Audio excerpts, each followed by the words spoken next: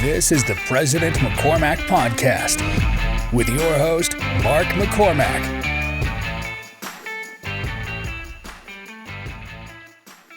Ladies and gentlemen, welcome to the President McCormack Podcast with my favorite guest so far, Jimmy Rex. Dude, I appreciate that. It's good to be here, my friend. A little inspirational for me, doing a podcast. Well, we meet 2 years ago, right? Yeah, about that. Yeah. I read your book like the next day, or I downloaded it. I think I did the audio book back then. And then, yeah, dude, I just, you probably don't even know, but like I told you I want to do a podcast and you were like, yeah, I'm doing one. You should do one. And I just thought, what the heck? So like 2 months later, I bought all the equipment and now I'm here in your studio. Well, that's the thing is like when I started my podcast, you know, I've been doing it almost 5 years now. And gosh, I would have given anything to just be able to come to a studio like this. Being honest, and we've made it very affordable. People don't realize how much cost goes into doing it right if you try to do it on your own. Yeah. Because it's the time. You know what your time's worth. Yep. You spend even an hour editing or trying to figure it out or getting it set up. It's just not even worth it. And then the quality's not as good. You have one podcast goes wrong because the audio was off because you didn't know what you were doing. Dude, like I remember I had one podcast, I was probably 30 episodes in. I'm interviewing this guy. I look down, we're 5 minutes into the interview and I haven't hit record yet. And I'm like, oh no. And he's in the middle of a story about joining the Air Force and I'm over here just like, and so I like hurried, just slyly hit record and pretended like that didn't just happen. And then I asked him a question later on in the interview that I knew I could like cut and put at the beginning. Oh, really? That's smart. Yeah. And that's how I fixed it. And he never knew, but it's like, there's, I actually had to redo probably 4 episodes early on. I remember I did one with Aaron Wagner, a mutual friend of ours. And we did it at the time it was one of his restaurants, the Village Baker. Yeah. And it was so loud. I don't know what the hell I was thinking. But it was unlistenable. Oh, like during business? Yeah. I tried to do it in the middle. And we're just sitting there at a table doing a podcast and we listened back and I'm like, yep, that's unusable. But anyway, so it's nice to be able to share it with my friends. And we live in a world where you really got to share your voice. And it's really cool to be able to have a platform to do it. And somebody like you, and the whole reason I started the podcast in the first place is I'm like, I get to hang around with the most amazing guys, the most amazing women, like in all aspects of life. And I was like, how cool would that be if I could share that with my nieces and nephews, if I could share that with other people? And so I was like, well, I'm going to do this podcast and just have these conversations so that people, whoever wants to, can listen in. Yeah. Oh, that's me 100%. I mean, I haven't even done my introduction yet. I've done like the 14th one or 15th one I've done. And like literally 50 or more % of this is just so if I die in a car crash in a year, my kids can just see me talking to my friends and seeing successful people and just like being able to understand how their dad thinks. Yeah. Well, dude, I went to Tony Robbins' Date with Destiny event 6 years ago.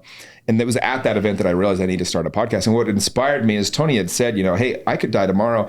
And he said, if you have 400 hours of your voice recorded, they'll be able to, with almost like, I think it was like 98% accuracy, if they can have an AI of you and they'll ask the question and you will respond how you would have with 98% accuracy if they have enough data. And the more data you get, the more accurate it can be. And it's like kind of scary, but also kind of cool. Like I could die tomorrow the way I live, pretty good chance I'm going to die young. Yeah. And so I'm like, that would be cool. I want people to know I existed. Like, hey, here was a dude. And now I've got 400 episodes in and if nothing else, people will know who I was. Yeah. No, and you've had some awesome guests. Well, that's the other part of it, and I knew that when I started the podcast, but we also live in a world where if you meet somebody exceptional, you want to have a cool reason to follow back up, right? Yeah. And so for me, the podcast is the ultimate perfect reason to get back in front of somebody. Yeah. I've been able to spend a day with Andy Frisella or spend 2 days with Prince EA.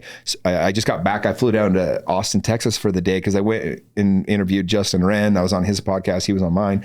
Just these amazing humans that you get to spend this time with and you end up developing like really cool friendships. Those guys are all friends of mine now. Yeah. Like we end conversations with love you, bro. Yeah. And I wouldn't even have had a chance to get to know them without the podcast. Yeah. So. Yeah. And actually, and people, I mean, I haven't had one person say no.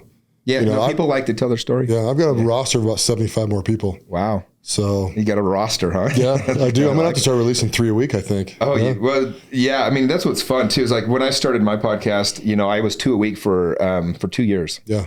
And then I went to 3 every 2 weeks because I didn't want to film too far out where something had changed in the world or their lives. Yeah. But I also wanted to have enough that I'm never stressed to get an episode because I've never gone more than a week without putting one out. Yeah. And so And you travel so much. Yeah, that's part of it. You know, if I'm gone, like I'm like this month, it's like, oh shoot, I'm going to be in Norway for a week, and then I'm going to be this place for 3 days, this place for 4 days. You're like, I better get a bunch in the can ahead of time. Yeah, yeah. So what do you do when you take them down there? You're taking a camera crew with you, right? Or cameras with you, sorry. Pretty much most big cities have studios. And so I'll just rent the studio in that city. Oh, smart. Yeah, so it's just like this. Like if somebody was coming to Salt Lake, just rent the studio, and here's a spot where you can film it, record it, not have to travel with any gear. You don't have to travel with a camera guy. Yeah. You know, I did an interview with Erwin McManus in California. He's one of my favorite. He's wrote the Genius of Jesus and The Way of the Warrior. And one of my favorite humans. He's my favorite speaker right now. And I got a chance to interview him on a podcast. And I had my camera guy fly down and spend the day. But it was funny because like, we actually had a misunderstanding. I wanted him to record the whole thing, and he was doing clips. And so I got some cool clips, but I didn't actually get a video of the whole thing. Yeah. And I would have been better off, you know, getting a studio in that case, and it would have saved me a lot of money too. Yeah. So I'm kind of the same way. I've got so many people outside the state that I could go talk to. So I originally bought like 2 little speakers and just a little digital recorder, and I was like, I'm just going to carry my freaking carry-on, and if I meet some dude, I'm like, too. No, that's how I did a lot of my interviews, especially early on. Did you? Yeah.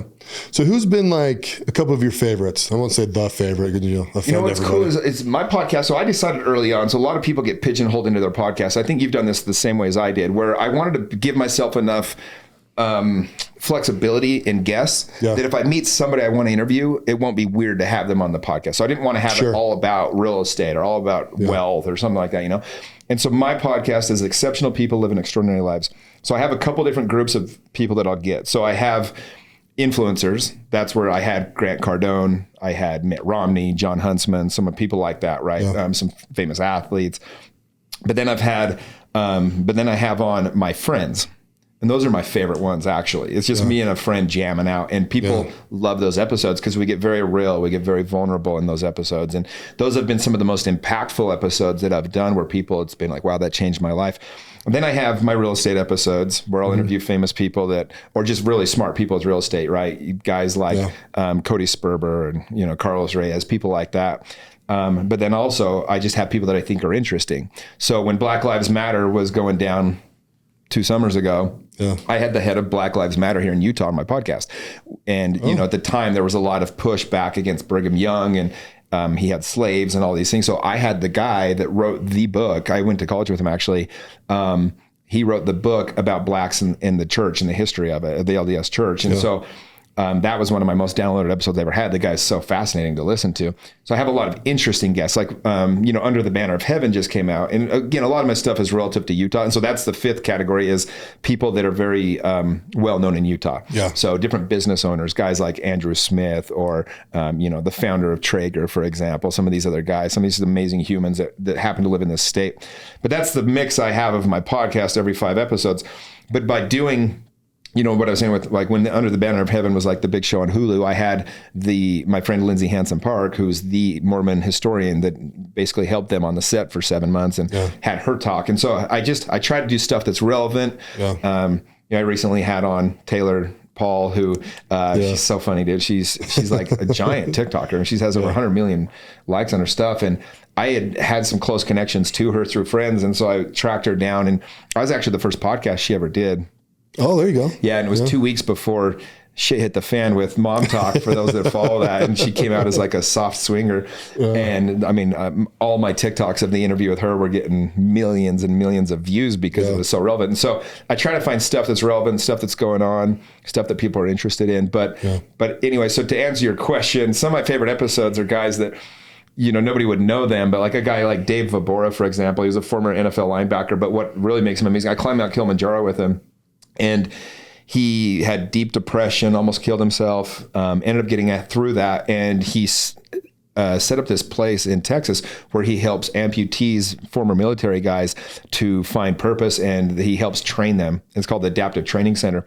And he tells just stories that, you know, and that podcast was just such an amazing podcast. He told one cool story I'll tell real quick. One of the guys that was in there, that was training with him, and he got a Purple Heart, or it might have even been something bigger than that, but I mean, just a huge award from the military. He got blown up essentially, and he was training with them. He lost some limbs, and Dave asked him, like, how was that? Because doesn't the president, whatever he got, the president is the one that gives it to you. And he goes, how was that when you got pinned with that award? And he goes, well, I actually don't remember it. I was in the hospital. And so it's kind of sad for me. Oh, wow. And well, Dave is like hella connected in Texas. And so a couple of weeks later, guy shows up to the gym and they have this whole ceremony set up, the whole thing. And to his surprise, he didn't know, but he had George W. Bush show up and freaking pin the guy and give him the award. And again, you know, and it's just like shit like that. So just really cool stories just move you. And then I've had people like, I've had some of my close friends on, like a guy named Jerem Dasher, a guy named Ben Summerhay, some of these friends that are just my closest friends in the world. And they got really vulnerable about their story when they were, you know, suicidal or they were down and how they came out of that, and, you know, hearing just how our friendship affected that. And so those little podcasts like that are the ones that I really love the most. Yeah. But, you know, it's fun, man. For me, I mean, I just did an interview, a lady, I was just on her podcast, and she, last April 2021, she got raped. And the guy actually just got convicted. They went through the trial, guilty, 5 counts of rape. He's going to prison. And she wanted to do a podcast with me because she told me she actually found me on TikTok and then found my podcast. And she told me that, like, my podcast has just, she said she'd listened to every one of them. She binged the whole thing over the last several months.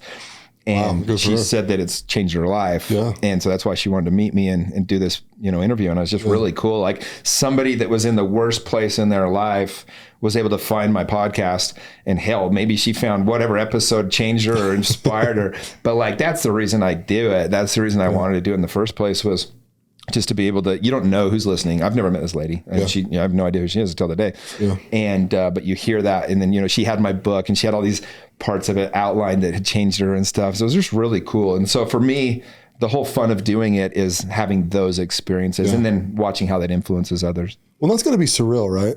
I mean, having someone bring your book in, right? Because, you know, we, you know, in our group, we're talking about imposter, you know, syndrome. And it's like, you know, you get someone you never met wants to do a podcast with you. You're like, sure, you know, I'll hook you up, whatever, you know, like, we'll do this. And then, like, she's just like, look at your book, almost like the Bible, right? Yeah, no, like, she knew. She turned exactly to this part that had, like, changed her life. And she read the quote. And as I read it, I'm like, oh, yeah, that was a good line. But it's cool, too, because, like, even the reach that I have. So I start my podcast. I turned my old office into a podcast studio. Now people like you have a voice. I mean, let's be real. You probably aren't doing your podcast the way you are if you don't have this studio to come to. Nope. And so now my influence stretches to your people and your audience and the people whose lives you'll change. And that's the real cool part, where you go, wow, like, you can actually change the frequency of the universe a little bit. The actual energy of the whole planet can be a little bit better, a little bit uplifted because of what you're doing. Yeah. See, and I love that you bring up energy, because it's kind of something, like, historically for me, you know, like, I left the LDS church, you know, 12 years ago, right? Yep. And you kind of reduce down to, like, almost atheism, right? When you kind of do that, at least I did. And I've kind of, like, I just kind of shut that all out, raised my family, did the best person I could be, right? And now I'm kind of moving in this world where it seemed hippie to me a long time ago, but, like, energy is a real thing. Oh, it's a real thing, yeah. You know, you like, can literally rub your hands together and then put them close together. And you can feel the energy moving between your hands. Yeah. Like, it's a real thing. It's there all day. Like, you've ever walked into a room or somebody else walks in the room and you don't even have to turn around, either for better or worse, the room energy changes and you turn around and sure as enough, that's because this person's there, you know? And so, it's one of those things that I'm very aware of. And well, when you learn that and you really get clear about energy, you no longer let people that have a bad energy be around you because you realize how it affects you. I remember when I was a kid, I'd walk into houses. I was always very aware of energies of people. Yeah. I think it's why I have the best people around me. I really have, like, the best friends. It's because I'm able to read people's energy. So I cut through the bullshit. Like, I know if you're at your heart a good person or not. I really think that's why I have so many amazing people around me. But I would walk in houses and, like, parents, and just some houses had the worst energy. And I just hated it. And I was like, their parents were freaking miserable and you could feel it. And I just was like, as an adult, like, if nothing else, I just want to make sure that when I show up, people are happy that I'm there. Like, I want to have a good energy. Oh yeah. And then leave the place with good energy too. Yeah, you know, even if you have a conflict, you know, along the way, it's like, hey, you know, I don't know. It's just, for me, it seems easy just to, like, let people feel comfortable with you, but, you know, at the beginning and at the end.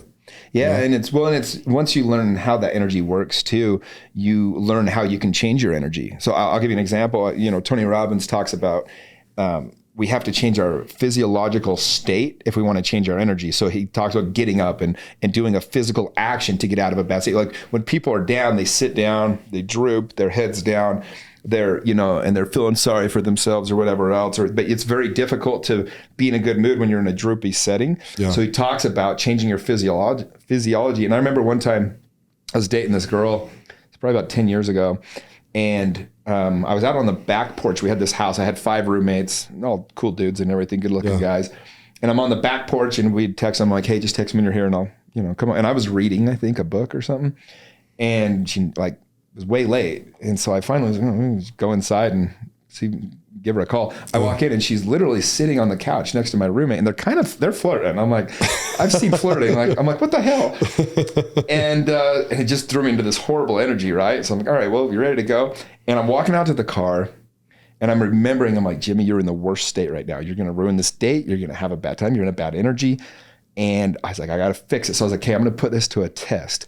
And so I was like, I had my keys in my pocket, but I'm like, oh, I think I forgot my keys. I'll be right back. Yeah. I sprint inside because I want to do something physical, right? I sprint down the stairs. I sprint up the stairs like 10 times, like freaking sprinting up and down the stairs, just trying to break my bad energy. Yeah. And then I got there and I did some breathing thing real quick. And then I calmly walked outside and it changed my whole energy. I did. I was able to get to a state of gratitude. Like, Jimmy, don't let this ruin your night. Like, freaking just go have fun. Whereas before that, I would have probably just been an ass and ruined it forever with that girl. And anyway, it ended up not working out. And coincidentally, that old roommate did end up hooking up with her one time, like shortly after we broke up. He was totally out of integrity, but whatever. Another story for another day. But my point was like, it works. You can, you can actually learn to change your energy pretty quickly, and you can react however you want to what's happening around you. Yeah.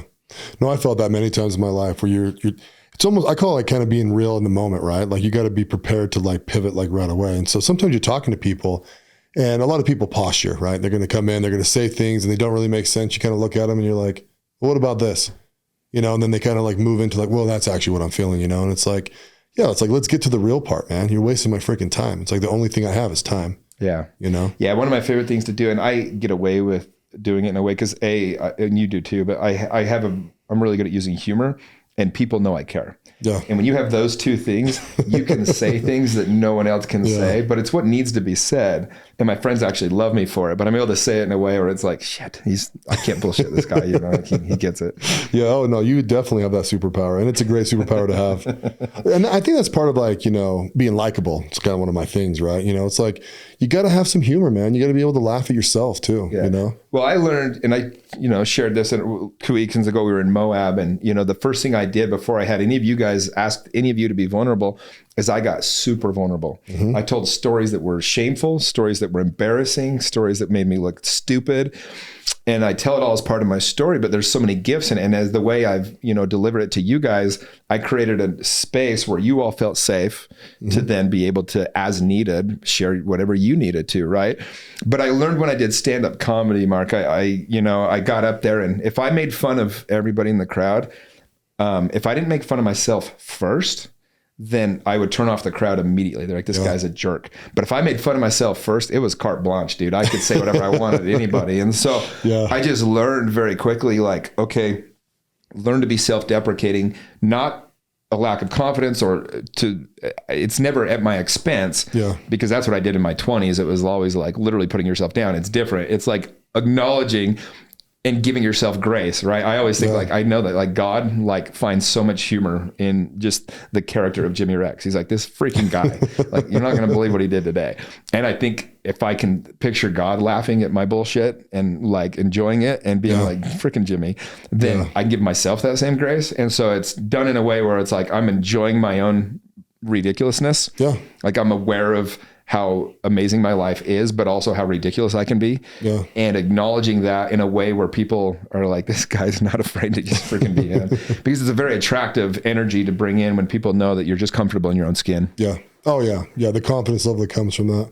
I do that same thing with my size, like teenagers, right? Even teenagers and little kids, like they'll kind of look at me like, oh freak, I'll get down. I'll be like, I'm freaking huge, huh? And they're just like, yeah. And I'm like, don't worry though. I'm not scary at all. And they're just like, oh yeah. And then all of a sudden, little kid energy is the best, right? It's freaking unfiltered. So it's a playful state. And I studied what makes humans attractive for quite a while. And the number one state you can be in, the most attractive state you can be in as a human is playful. Yeah. Yeah. Because it's very difficult to have any negative energy if you're in a playful state. Yeah. Yeah, absolutely. I'll tell you though, going back to Moab, it was, I wouldn't say you caught me off guard with that because I thought it was very admirable to do that, right? But I actually was like, wow, he is actually going all the way with this, like being real vulnerable. Because, I think we both you've lived a very exciting life, and it's like you could pick 5,000 stories, right? Sure. Yeah. And the ones you picked, I was like, all right. But it's very, very endearing. Yeah, well, Melissa, who you met, who's my life coach, she works with me now with We Are the They. Early on when we were working together, because one of the problems in the church where we grew up in is it's not really okay to not be okay. Yeah, it's very frowned upon to actually be that vulnerable, and so she taught me. She saw that I was hiding all this shame into things that you don't want anyone to know about, and you kind of feel like you're alone in those things, and you're actually a saint, but you feel like the worst human ever. And she taught me, she said, Jimmy, you're most lovable when you're vulnerable, authentic, and in integrity. Yeah. She said, just lean into those things. And so that vulnerable thing, I've really tried to take that to heart. And I mean, having a podcast, that's grown as much as mine has, and being willing to put myself out there all the time. I mean, if I wasn't being vulnerable, it would just be so hollow, it'd be so shallow. Like nobody would be attracted to it. But when you're being real, you give permission to other people to go, shit, like, yeah, I know what he's talking about. Like, that's how I feel. Somebody's finally talking about, I get that all the time where people come to me, they're like, dude, you said what, like, no one else has been able to describe it that way. That's what I've been feeling, and it's like, yeah, we're all feeling that actually. Well, I'll tell you, right along that line, it's funny. So I brought a bunch of guests in, right? Some are friends. Well, all of them are friends at some level, right? And one of our friends that hasn't been on yet, right? He's like, I want to talk about plant medicine. And I'm like, cool. And he's like, you comfortable with that? You can talk about whatever you want, bro. Like, I will talk about anything on my podcast that you want. And because plant medicine, right, which I participated in, you participated in, it's something that is so misunderstood and almost like, well, frowned upon probably, right? But really it scares people. Well, it's getting more and more understood, thankfully, because people that obviously experience it and do it the right way have an incredible experience. But, well, it's funny because with plant medicine, I mean, my first experience, I have it tattooed on my finger, 12/7/18. Yep. We're coming up on 4 years. But for about a year, I was terrified to talk about it. I'm sure. Yeah. And then I remember I went on this podcast, this hippie girl I met in Bali. She's hilarious. Love her. But like, I knew she had like 5 listeners to her podcast, and I wanted to get something on the record in case I like died. Yeah. That like I'd done this and this was my experience, but I was not prepared to put it out where anybody would actually listen to it. Yeah. And so I did her podcast, and she actually did great. She's such a good interviewer. And that kind of like, after it was out with that, and I don't think one person ever listened to it that I know of. But after that, I was find like, it now. Well, I just said, you know what? I said, I would be actually out of integrity or inauthentic if I didn't share my experience, because so much of what's helped me change over the years was my experiences with plant medicine. I'd had such beautiful experiences, healing my relationship with my dad and with myself, with my mom, all these different things. And I'm like, how do I not share this? And so I just said, you know what? I'm going to fall on the grenade. And this was before anyone was sharing about it. I said, I'm going to start sharing about it. But what was cool is all these people started hitting me up on Instagram, and they're like, it happens almost daily now. Somebody will hit me up and be like, hey, I'm feeling called to plant medicine, like, where should I research it? Where can I get more info? How can I find a place to do it? And it's funny, there was a guy literally yesterday, he's like, what books do you recommend about, learning more? And I gave him 2 books.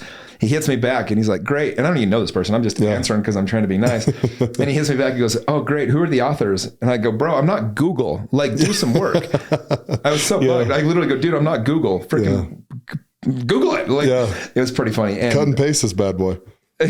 Cool. But anyway, it was, but it's fun for me to be able to be a resource for people. I had a kid call me the other day. He's a missionary. Actually, he'd gotten his mission call and followed me for the last few years. He's like, bro, you have no idea how much you've influenced my life. He goes, look, I have some serious questions about the church right now. I've got my mission call. My farewell's actually on Sunday. This was like a Thursday. Oof. He goes, would love a minute of your time. I need to talk to you, and I need to talk to somebody about this. I don't know if I should go. So I get on the phone with him, and he was shocked, but I actually take the time to talk to him. But sure. I mean, this is such a pivotal moment in this kid's life. And he said, look, man, he goes, I think I still believe in the church. I think I still should, but I just don't know. I got so many doubts. I'm wondering, I'm questioning if I should go. And I said, look, man, I go, here's the deal. I said, go serve in a way, because I think it's such a good thing for people to get out and spend those 2 years. Like, I'm very pro doing that. And I said, go out and do it in a way that even if you leave the church later on in your life, you'll be glad you went. Yeah. I said, just love the people, serve the people, give them everything you have. Then you can't lose. Because the only regret you're going to have is if you go out and regret that you gave up that time for something you no longer believe in if you didn't do it right. But if you go out and serve those people and love them, there's no way you can lose here. Yeah. But he had brought up, anyway, his original question to me, it also had some plant medicine stuff in it and stuff. And so it's just, but to be able to give back in those ways, like for me, that's a gift that I can do and I can give to these guys, and these people. And so by speaking my truth, I've been able to help so many others, and it really is a beautiful medicine. And I also respect it deeply and I honor it. You've seen how serious I take it. And so I want people to experience it the right way, because it could be a party drug too. Absolutely. Oh, for sure. Well, so, I think you do it the right way. Absolutely. Yeah. Every time I've done it, it's essentially been the same. You know what I mean? Like you need to have an intention, you need to have an intention in everything that you do. That's a good point. Why wake up in the morning and just float around all day? Like, let's get some stuff done. You know what I mean? But it's amazing. Really, when it actually like really hit me is my second time, at my house. I did it with my wife. And dude, like my wife just has this, we've been together for, 18 years, got married really, really young. I tell her I love her every day and I mean it. Right. But during that time, she actually she literally walked up and she goes, you do love me, don't you? And I was like, absolutely. I have no problem saying that or crying about it or anything. Right. And she's like, no, I literally feel when I walk in a room and you look over and smile, I feel seen and I feel love from you. And I was just like, oh, this is the stuff. Yeah. This is the stuff that everybody needs. It's like a no-brainer. Yeah, if couples are having like issues and stuff, nothing will break down walls where you're able to have those conversations you aren't able to have otherwise. Yeah. That's one of my favorite things is watching when couples do it together. Couples have been married for 20 years and never been able to have those conversations. All of a sudden, because what happens is you pick everything up the right way. So the energy, you can receive the message the right way. It's been sent with love and you hear it that way. And so instead of being offended, your ego's gone. Yep. Our ego's what is like, well, they don't really mean it, or what are they really saying? All that bullshit. I call it the drunk monkeys, just chattering bullshit in your ear. Yeah. But you get those messages given and received the right way. Yeah. Oh, it's super cool. See, and you're more of a like, hey, do some research, blah, blah, blah. I'm more like, come take it. You know what I mean? Jump off the cliff. Well, yes and no. The problem is you can, and you haven't seen this yet, and that's part of the reason why, but it can go south real quick if the wrong person takes it at the wrong setting. You're probably right. No, I am right. Yeah. You are right. It can go really south for people. And some people have lost their minds doing it. That's why I take it very, like, if you have schizophrenia or any kind of multiple personality disorders or anything like that, it can really throw you off. Oh, I see. And so I'm very careful who I introduce it to. I guess I've kept it really close to the vest to certain people, right? Like I'm not, other than this episode, right? And it can uplift your life. If you got bullshit, it'll call it out. It'll bring it to the surface. And so a lot of people, if they're not in that space at that time, they're better off not doing it too. Yeah. So that's the only reason why I'm cautious, but it's obviously, I'm part of the team that's trying to legalize it here in Utah, and it's cool. One of the women that I introduced it to, her and her husband, he was super angry with the church and just absorbed all day with anti-LDS stuff. And she called me because she's like works in the temple every week and their marriage was falling apart because of this. She goes, hey, I need your help. Like, I know we barely know each other. I think I'd helped them buy a house or something. And she's like, I can see that you're like pretty happy with the church that you're no longer a part of. And my husband is just miserable. And she's like, what do you do? Like, how do you get that spot? I was like, well, can I come over and talk to you guys? And I talked to him a little bit about plant medicine, which helped me a lot. And she's so sweet and innocent. She looks at me, God bless her. She's literally the epitome of like the Mormon mom, just the cutest thing. And she goes, oh, Jimmy, we're law abiding citizens. And I was like, well, there's ways to legally do it. You go to Costa Rica and you can do ayahuasca. And she, which I'd done. And so to her credit, she let her husband try it, helped just change his whole life, changed it, got rid of all the bitterness. And then so she was so inspired by it. She came up to me last year at my Easter party and she's like, guess what? I'm like, what? And she's like, guess where I'm going next week. I'm like, where? She goes, Rhythmia. I'm like, wait, serious? Like to do ayahuasca? Because that's the center in Costa Rica. Had 11,000 people through it. I'm like, hell yeah. And so she went and had this life-changing experience. And so when we started working with the government here in Utah to try to legalize it, there's a couple of key people that, and you know, one of the, for good or worse, for good or bad, whatever, in Utah, if you don't get the LDS Church on board, you're in big trouble. You're dead on arrival for any kind of law for something like this.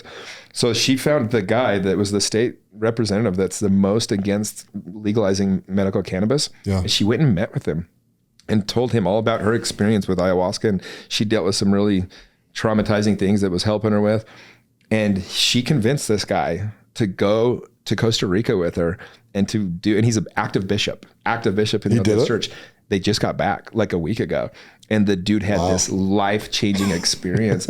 And but here's the cool thing about it. It's not like it's going to make you not believe in the church. It actually deepened his relationship with God and Jesus more than ever. Mm-hmm. And so this guy is like becoming our biggest advocate, and he's going to actually go now and help us push. And he was the biggest opponent of legalizing marijuana. He's going to be our biggest advocate for psilocybin and then eventually, hopefully ayahuasca. But so anyway, it's kind of cool to see how, again, just by being out there and being, you know, shining a light and having integrity around the medicine, how it brought her and her husband in and how that's helping. And you just never know the chain effect it can have. Oh, for sure. So when you say you're working on the team, are you doing more than just donating money like we did? Are you actually helping? So I'm part of, so I'm helping them in like throw events. I'm helping them raise money. I'm helping them get, the most important thing we're doing is helping them to meet other people that have had experiences because they need stories, right? They need to be able to have these stories. And this woman, the reason why she's so powerful is because she was the Relief Society president, works in the temple, and is the most Mormon looking woman you've ever seen in your life. She's a sweet house mom, and it's completely changed her life. And so she's just such an advocate now. It's cool. Well, yeah, and everyone I've met, I've never really met anyone that's had what you call it, a bad trip or whatever, right? Yeah, but it's rare that people, have those, but But once it's almost like people go, you, and you're like, yeah. And they're like, dude, come talk to me about this. And it's like, everyone wants to know about it. Like they're so curious, it's pretty fun it's just been, I've just shared my own experience. Well, that's the thing. It's so powerful is nobody can argue with your experience. Right. So when I share how it helped me heal my relationship with my dad and how it helped me realize that I was good enough as a human being and these things, it's like, what are you going to say? Like that was just what happened. And, and it changed my life for the better. And it's pretty awesome. But the cool thing is you're being honest about it. Yeah. So not only are you telling your story, so it's not arguable, you're telling them the truth. Right. Truth rings true with everybody. Oh yeah. Whether that's hard truth or easy truth. Well, and it's, I have a skill for storytelling, and there's an art to tell it the right way. Like I remember when I first started telling people, and it could sound a little bit out there if you tell the whole story, and then you scare people off. They're like, wait, what? So I had to tone back certain things the way that I told the story. Same thing when I was going undercover with OUR. I got back from my first op, and man, I wanted to tell everyone. I remember I was getting my Jamba Juice and telling the girl working there, and she's just like, all right, weirdo. Yeah, whoa. And then I was telling someone at the gym, and they're just like, didn't want to hear it. And I'm like, this is really crazy. Like, people don't want to hear this. And what I realized was like, you're putting something in their world that they just don't want to think about. Yeah. And so I had to really learn how to even talk about that in a way that people wanted to hear it. And that's kind of the power of being a good storyteller and learning how to communicate and be likable and all those things. Because if you don't know how to communicate it, I've had people that have done, plant medicine, and they tell their story and they sound like a bunch of kooks. They just sound crazy. And so nobody wants to listen to them. Yeah. And they actually turns them off to it. Yeah. Oh yeah. Yeah. I also looked at it as on the same level as heroin, probably up until a year ago, well, that's what's craziness of crazy drugs, and it's like, well, dude, that's the tragedy of the drug war, right? To us, it's all the same. Whether it was LSD, mushrooms, or heroin, or cocaine, they were all the same thing. Yeah. And it's so different. It's crazy that, Schedule I drugs are like mushrooms and some of these other things that are the same as heroin. Whereas if you look at it, and it's a long conversation, but when you start to understand, opioids and alcohol are they are by far the two worst things for you. Yeah. But you can get them left and right. You can get heroin, you can get any kind of opioids you want. You can get, painkillers and all that. Alcohol literally became what did they call it? An essential business during the pandemic. They locked down gyms and churches and said alcohol was a an essential business. It's like, if you can't tell from that alone that the government does not have your back, they're fine if you want to dummy yourself down and fucking just, can I say that? Just be wasteless. You know what I mean? Like just be out of commission. But the second you start to get enlightenment and start to be like, wait, why are we going to war with Vietnam? That's, why are we doing these crazy, why are we killing these innocent people? All of a sudden they're like, no, stop that. And they made it all super illegal. And my mom, even when I told her, about my experience with the plant medicines, it was so funny because all of her, she actually was like, Jimmy, like you've always been on this course to become the best version of yourself. I'm seeing this. And I see that. She goes, my only concern is like, is it addictive? Are you going to get in trouble? Like all these, it's all the things that a mom would worry about. And it's like, no, it's like, but they wanted us to believe. I remember if I ever did psychedelics, I would think I was a bird and fly off a building, like just jump off a building and die. Like that. Dude, seriously, I've had the same freaking thought. Oh, it's because they must have been told that somewhere. Oh, no, 100% they did. It was it was in our books and shit, dude. Right. Like everyone's had that thought because like that's what they told us. And if you actually study it, that doesn't happen. That's never happened. Like you don't think you're a freaking bird. Like, I mean, I've seen people like get to a state, but as long as you're doing it in the right way, and it's like anything, like they've bastardized tobacco, which is one of the, is one of the master plants. They've done the same thing with cocoa and cacao and stuff, and all these different things that used to be so good for the body. They've made them really bad for the body. But, so that's why it's funny. It's like anybody that's educated can see the war on drugs was really a war on poverty. It was a war on black people. That's just what it was. I mean, they couldn't throw the hippies and the black people in jail and just hold them down. So they made crack and freaking psychedelics illegal. And all of a sudden you can take care of all the problems with those people. Oh, it's wild. I mean, and some of those communities actually turned back around to the government and said, hey, come save us. And all they did is regulate the shit out of them. Dude, the crazy thing right now, you've seen this thing going on with Brittany Griner, the women's basketball player, right? They're literally going to release a guy that like wanted to nuke the United States and was actively working to do it. His nickname is the Merchant of Death. And they're going to trade him for Brittany Griner and some business guy that was up to bullshit.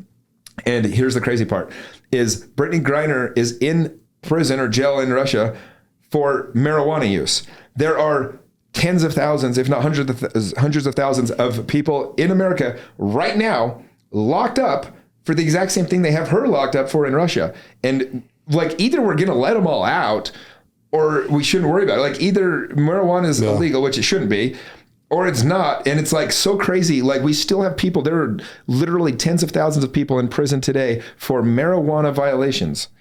Like at what point is the craziness and we let these people freaking have their freedom again? I have no idea. But it's insanity, right? But the fact that they're literally going to exchange this guy because she can shoot a basketball, they're going to exchange the Merchant of Death for her for an offense that we have tens of thousands of people in prison for in the United States. I'm like, come on, people. Like, if we can't see the craziness, and that's the problem is like we've all lost faith in the government and the media and everything else because we can, your soul, you hear that, you see that, and you're like, this is bullshit. No, and so there's no one to trust anymore. The logic part of it's just insane. Correct. My thing with the government, my Twitter handle, all my handles now are President McCormack, right? Because I've ran a bunch of businesses. And people keep on going, well, didn't you want to like run for president? I'm like, hell no, I don't want to run for president. That's like the shittiest job on the planet. Instantly half the country hates you. Yeah, I mean, you can be the best ever and 40% still hates you. Yeah, and I'm always like, no, if the king position ever comes up, I'll be king and I'll fix some stuff. You know what I mean? Like that, right? Yeah. Like make it make sense. There's so many things I'm like, make this make sense. It just does not. I mean, but yeah, I'll go on and on about the government. Well, no, I mean, it's the problem is like tech is, bullshit. Like if you literally say that a man is a man and a woman is a woman, they will block you on Twitter. You will lose your account. Yep. It's like we can no longer call out the obvious things. Like what they do, and it's actually a playbook. If you study 1930s Germany, dude, it's a playbook. You take away all truth to where there is no truth, and then everything is muddled. Like they can say a man can get pregnant, and they can say that a man is a woman, and all this shit. And it's like there is trans, but does not mean a man is a woman. A man cannot have a baby. Like if we can't literally, like when a baby is born, either they have a penis or they don't. Like you can immediately tell what that is. And if we can't be that obvious with what truth is, then of course they lose all credibility. And then you come out with the vaccine. If they'd have come out and they said, guys, like we got a problem. Like we thought this was going to stop the transmission Biden had said, you will not get COVID if you get this vaccine. And they said, hey, we were wrong. But here's the benefits of it still. They would have had some credibility. But when you sit there and jam down our throats that you still have to do this and that, and then this, it's like, okay, I don't know if the vaccine is good or bad for me. I know this.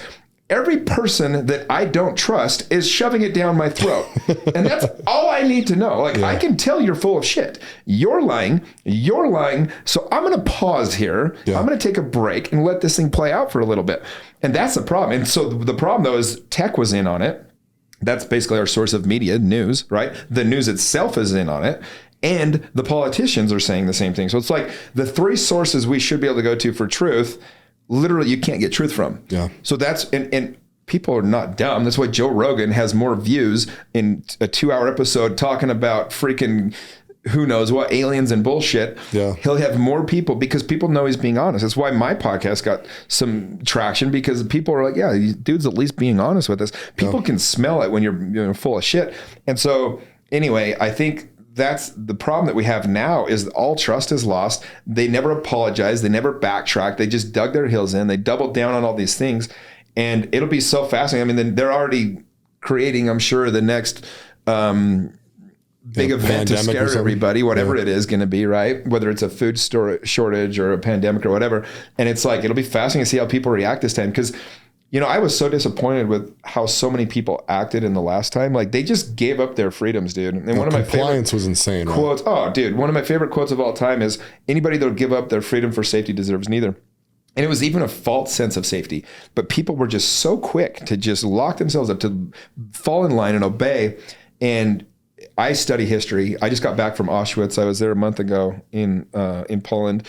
And I've studied all these things, and the way that Germany got the people, because there's a book out there, it's called We Thought We Were Free. And what they did is they interviewed all these Germans after World War II about, how did you guys let this happen? Like, because Germany owns it. They're like, if you go there in modern day, they're, oh yeah, we were awful. They own 100% of their history, which is kind of cool. But you ask them, like, how did this happen? Like, how did you get millions of people to literally start treating other humans like dogs, and like just literally just awful atrocities? And they interviewed these people, and they talked about, they're like, well, it started with little things. You know, they would make them separate, and then they would make them wear the star, and all these things that they kind of went along with, and they were able to convince them through propaganda that was the right move. Next thing you know, the Jews are being put to these ghettos. Have you ever seen the movie The Pianist? Amazing movie. I know what it is, but I've never seen it. You should watch it. It's awesome. Yeah. But it kind of shows how they got them to comply to go to these ghettos, and these are really powerful people that are just going with it. And then next thing they know, they start executing them in the streets. And these people they interviewed in the book, they're like, we'd been going along with them for so long that we felt like almost like we couldn't backtrack at that point. Yeah. And that's how it's called the compliance ladder. And so what they do is they get you with, the first step is to wear a mask. And they get you to convince you that if you don't do it, you're a bad person, right? If you don't do it, you're the enemy. You're the bad person. You're the one killing people. You're the one that doesn't care. And I called bullshit from day one on the mask, because I said, no, this is the first step in the compliance ladder. And the only way to stop it is to stop it on step one. Yeah. Step one was that. And then step two was locking your homes. I'm like, no, I think I'm going to be a freaking super spreader. I threw more events during the first 6 months of COVID than any period of my life. Yeah. Poker nights, and I did my 4th of July party. I had 5,000 people show up on July 1st, 2020, bro. Every party in the year was shut down that year for Independence Day. I think I might have been the largest fireworks party in the country that year, and I'm proud of that. No, the record book will show where Jimmy Rex stood on all this stuff, but I was so adamant. And again, it's like people are kind of seeing it now. A lot of the people that were like called me out before have come back and be like, dude, I get it. Like, I see now why you were so adamant, because it had nothing to do with the mask. They were proven not to work. It had been proven 10 times over. It had nothing to do, even like the way it was spread. It was like, no, we can't lock down our business. We're just seeing the effects of all that now. But I was like, from step one, I was like, no, I'm putting a stop to this, because I don't want this to go further down the line. All they do is take away from us. No, in the history of mankind, no organization, no government has ever given back freedoms without the people fighting for it. And so you have to stop it. And we gave way too much that first round. Yeah. And so when it happens again, man, people got to push back. Well, I work a lot in other states, and I'm actually vaccinated, and I'm super pissed about it. But I have NBA clients, right? You are not allowed in their buildings unless you get it. And I was kind of fighting that for a minute. And then I actually got to the point where I heard this rumor that they were not going to let you fly. And I was just like, so I went and got it. And It was weird, man. I remember sitting there on the second one. I actually said to the lady, I'll give you $100 if you shoot that on the floor. She was pissed, right? So then she ends up giving me the second shot. And I'm just like, I don't know, I just walked out of there and I was thinking like, this is so ridiculous, dude. Like you just complied. That's like outside your personality. It's outside of what you want to be. And I just was like, and then nothing happened. Nothing. And to this day, I'm super pissed about it. Yeah. I was never going to let my kids touch that garbage. Yeah. For absolutely certain. But well, and it's you can use it as a lesson because ultimately you betrayed yourself a little bit. You knew better and you complied. Oh, for sure. But that's what dude. We hear history and they're like, why did they go along with it? No. It was really hard to not go with it. You had to be the guy that was like, no, I am going to let Jews in my building. And then they shut you down, right? You had to be the guy that was going to stand up and maybe you got sent to prison or maybe you lost business deals. And that's ultimately like, I think with the first round, with the vaccine, everything, I think a lot of people were still unsure of what was going on. Like now, I think it's pretty obvious like that this was all an organized, planned bullshit event. And so now we get the opportunity to go like next time you'll be able to stand up however you choose to. Yeah. But for me, I was actually willing to not fly. I was willing to lose my business. I was willing, and I have a position of privilege. I don't have kids. I'm a very successful white male. I have money. I get that I have like things that were allowing me to take this stance. But guess what? I also built a life so that when that moment came, I could take that stance. Yeah. And that's important to me. And so now, like, I don't blame anyone that took the vaccine if it made you whatever, for whatever, everyone had their reasons to doing it. I do wish that more people had been told the truth because and by the way, the only people I don't have respect for are the ones that got free donuts or free French fries, and that's why they got the vaccine. Like, bro, all you had to do, they literally would give you beer, donuts, and fries for free for like months if you got the vaccine. Beer, donuts, and fries. This was the big push. Oh, these are the health connoisseurs that are telling you how to be healthy. I'm like, no thanks. So I was proud of myself, man. I was willing because I love travel. I've been to 91 countries. Hell, I've been to over 20, I think I've been to, 25 new countries, 26 new countries since the pandemic started. Yeah. That's more than anyone else I know. Yeah. Yeah. But I was willing to sit home if I had to. And so I don't know. Even your last European trip, are they tripping about masks still, or is that all over? No, man. They're done over in Europe. They're for the most part. There's certain countries that still are doing stuff. But no, there wasn't anyone wearing masks. And I saw more masks in California for sure than I did in Europe. You got to roll up to Seattle. Oh, I'm sure. Bro. But you know what, though? It's that was one of the gifts of the pandemic is it kind of showed you who your people are. Mm-hmm. And it also showed you like so many people have never had any power. They've never had any authority. And the second they thought they had even a little bit, you saw these fucking tyrants everywhere, dude. Everywhere. And it's like, you all pretend like you're good people. No, you're all a bunch of fucking tyrants. And now I know. And guess what? The gift is now I know who my people are and I know who they're not. Yeah. And I won't forget. I know every single one of you that was acting like holier than thou with all this bullshit. And you got to see also, like for me, I've never had more appreciation for living in Utah.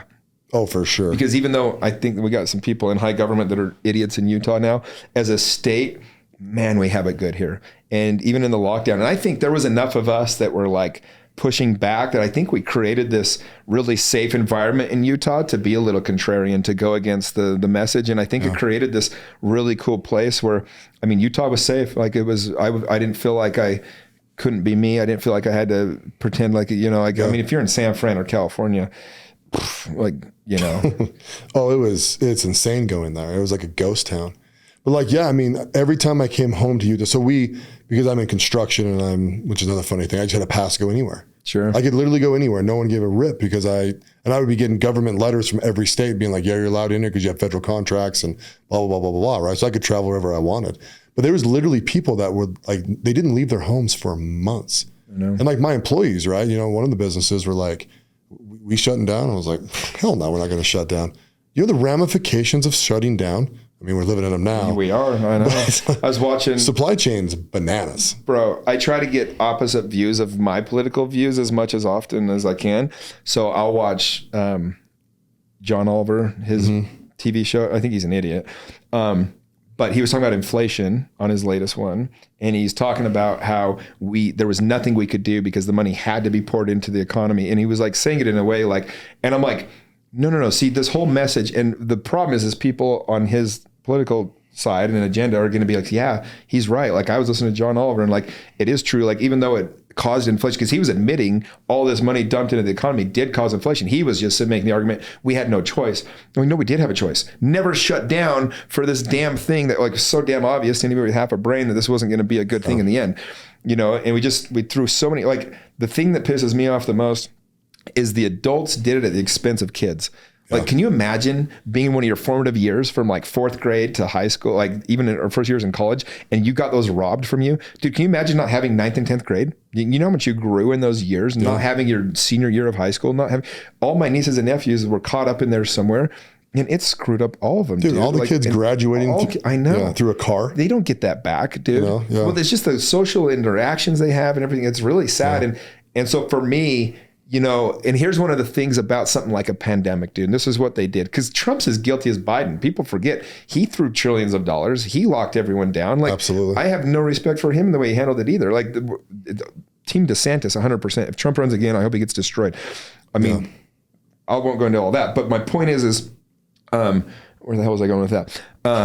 But we, you know, I don't even remember my train of thought. That threw me off. But there was so many things that they just did it. Oh yeah, here's what it is. So politicians in something like a pandemic, most of the huge effects, the real side effects that you're not going to see them for 5 to 10 years. Yeah. Or at least 3 or 4, like we are with some of them right now. So it was very easy for these politicians to do what was popular in the moment at the expense of the future result. Yeah. So what they do is they abide by China's policies, for example, because no one's going to know for 20 years. Well, here we are 20 years later getting our asses kicked, right? Yeah. Or they, with a pandemic, they just pour all this money onto it to keep the economy feeling like it's afloat a little bit longer.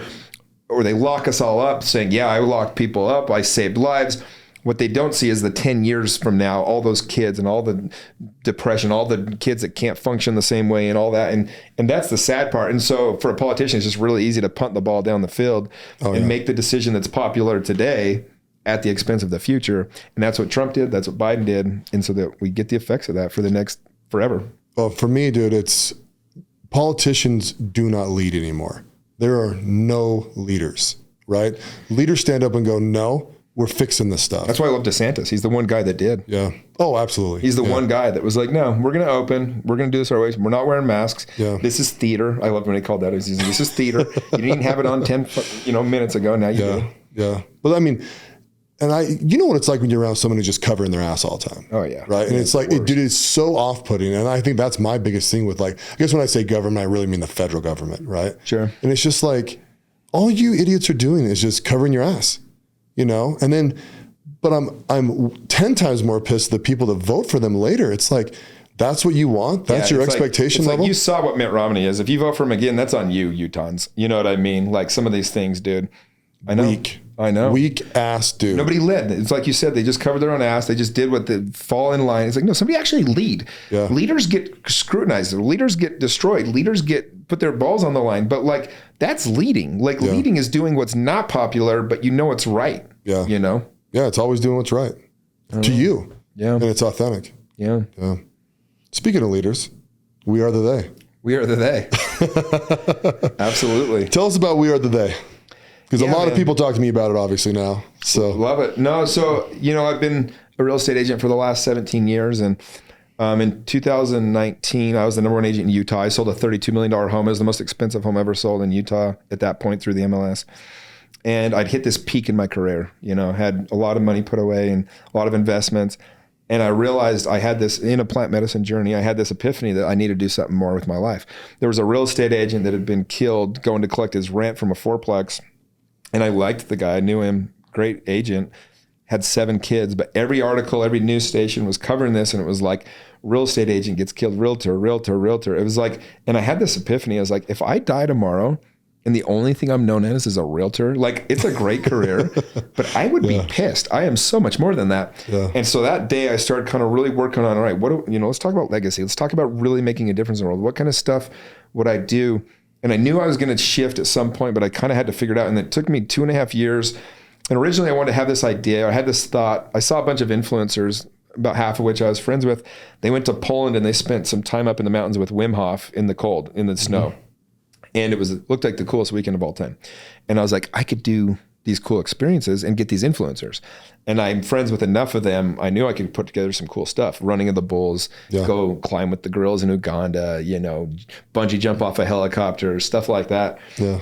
And so I started putting that idea together. And in the meanwhile, I got my tattoo of We Are the They, and I'll go into kind of the meaning of that.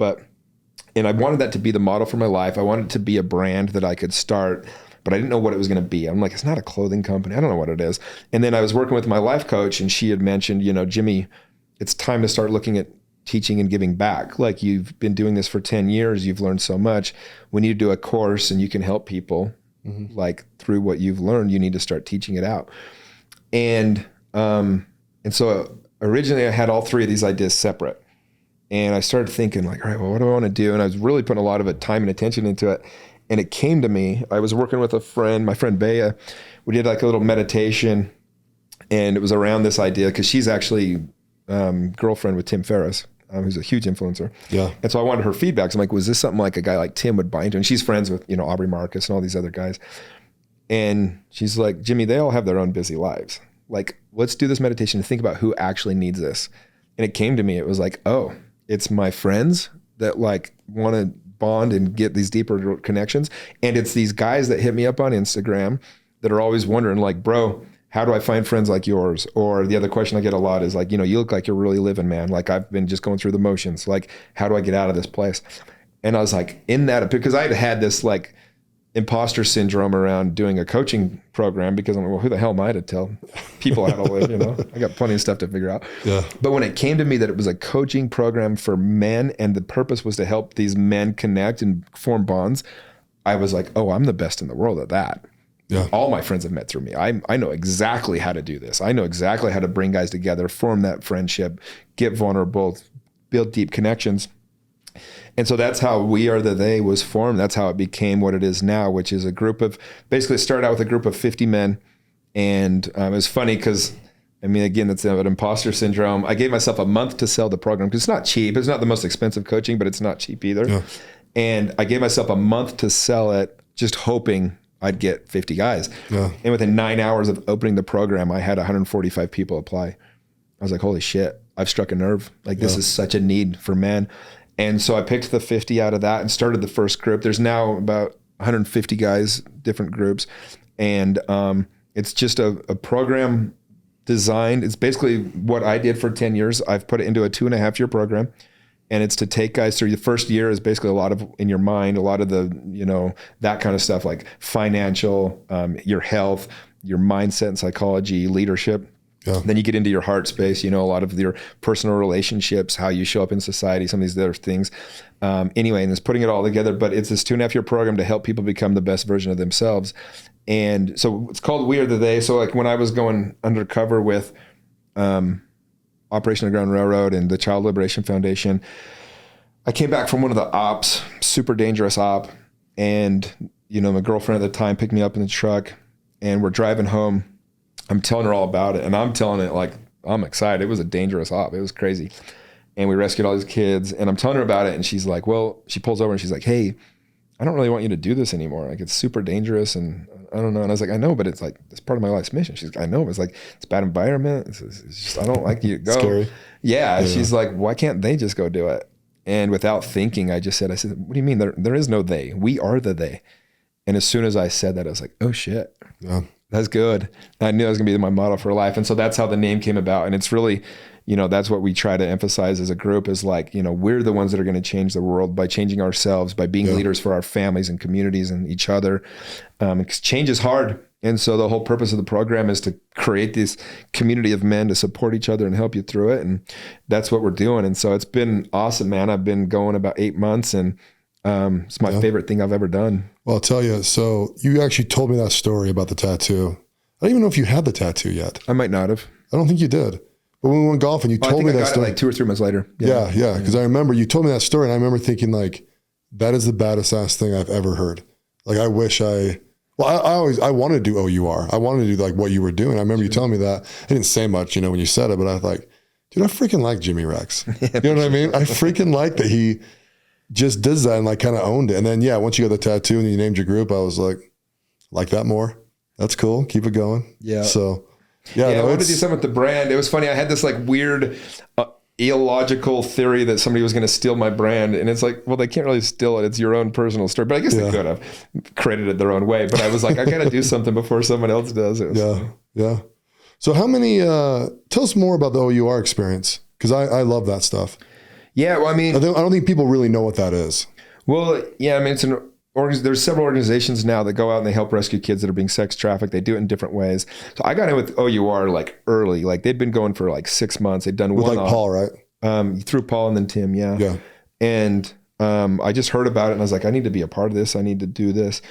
And so I'm pretty good at being in the room if I want to be there. I find ways to make it happen, create enough value that they want me there. Yeah. And so weaseled my way in to be a part of this organization, went on a couple ops and just worked really hard to help them on the ops. And early on, they do it a lot different now, but early on they were doing these sting operations where they would have, 3-4 guys go down to a party city in Latin America or Asia or whatever. And your job is to go find the guys trafficking kids. So you go start talking to the street hustlers, and they usually would lead you to the guy that was the trafficker, or he'd lead you to the guy that led you to the guy that was the trafficker. Yeah. And so we'd find these guys and we'd set up, a party around them coming to bring all the girls, and we'd bring all of our guys in. Well, what we would do is bring down, Navy SEALs and we'd work with the federal government of whichever country we were in. And yeah, once the girls were there, we could get the rescue done. We'd only do it in countries where they'd support with aftercare and things like that. But we'd do the sting and those guys would be arrested, and then the girls would get rescued and then go into aftercare. And it's gotten a lot of, it's interesting because you would think that would be a universal thing that everyone's behind. Mm-hmm. They've gotten so much blowback and kickback, and like, it wasn't perfect how they did everything. Tim had a lot of people around him that were in it for the wrong reasons. And I've always loved Tim and thought, he was doing it for the right reasons, but I did see where he let a lot of the right people go and kept along a lot of the wrong people there. Yeah. And it was obvious to me, but it was like, whatever, it's his deal. And I think he just had some of the wrong people around him, and it kind of had some negative pushback. But overall, I mean, they're doing more good. They're doing as many ops now as ever. You've got all these other groups that have kind of formed around it. And I always looked at it as, if it's like one thing, it's like if I rescue one kid, like that's obviously huge. But then it was like every trafficker that we arrested, who knows how many kids we just rescued at that point. So we did one. I'll give you one op that really stands out to me. The lady, actually, the madam, she had all these kids that she would traffic, and we're like, asked her, like, how do you get them? And she goes, well, I'm an 8th grade school teacher. And so because she was an 8th grade teacher, she had access to these girls. And what she would do, these girls would live at home. They weren't like kidnapped. Was that in America, or was it? No, this was in Latin America. We don't say where exactly, but, and what she would do is she'd have the girls, she'd tell her like, hey, I'll give you $20 if you come to this party. I have some friends. They come to the party, get raped. And then she's got them. Then she tells them like, look, if you tell anybody, I'll tell your parents what you did, and blah, blah, blah. And so these kids are just like, and it's, if you study it all, it's pretty dirty how they do it all. But, and that's how she would get all these kids that she was trafficking. So we took her out. We were able to get her arrested, put away for 20, 30 years, whatever. And it's like, who knows how many hundreds of little girls that we rescued with taking that one person off the streets out of her position and making an example out of that person too. Man. So, is there like a big organization that's behind it with a bunch of fingers, or is it like little shoot-offs? So you've kind of got a couple different things. So I can explain this. So you've got bad guys, okay? Yeah. That's like a dude traffics his niece, a dude traffics his daughter, or a couple traffics their daughter, or they traffic 1 or 2 neighborhood kids or runaways that they take in or whatever, right? They're bad people.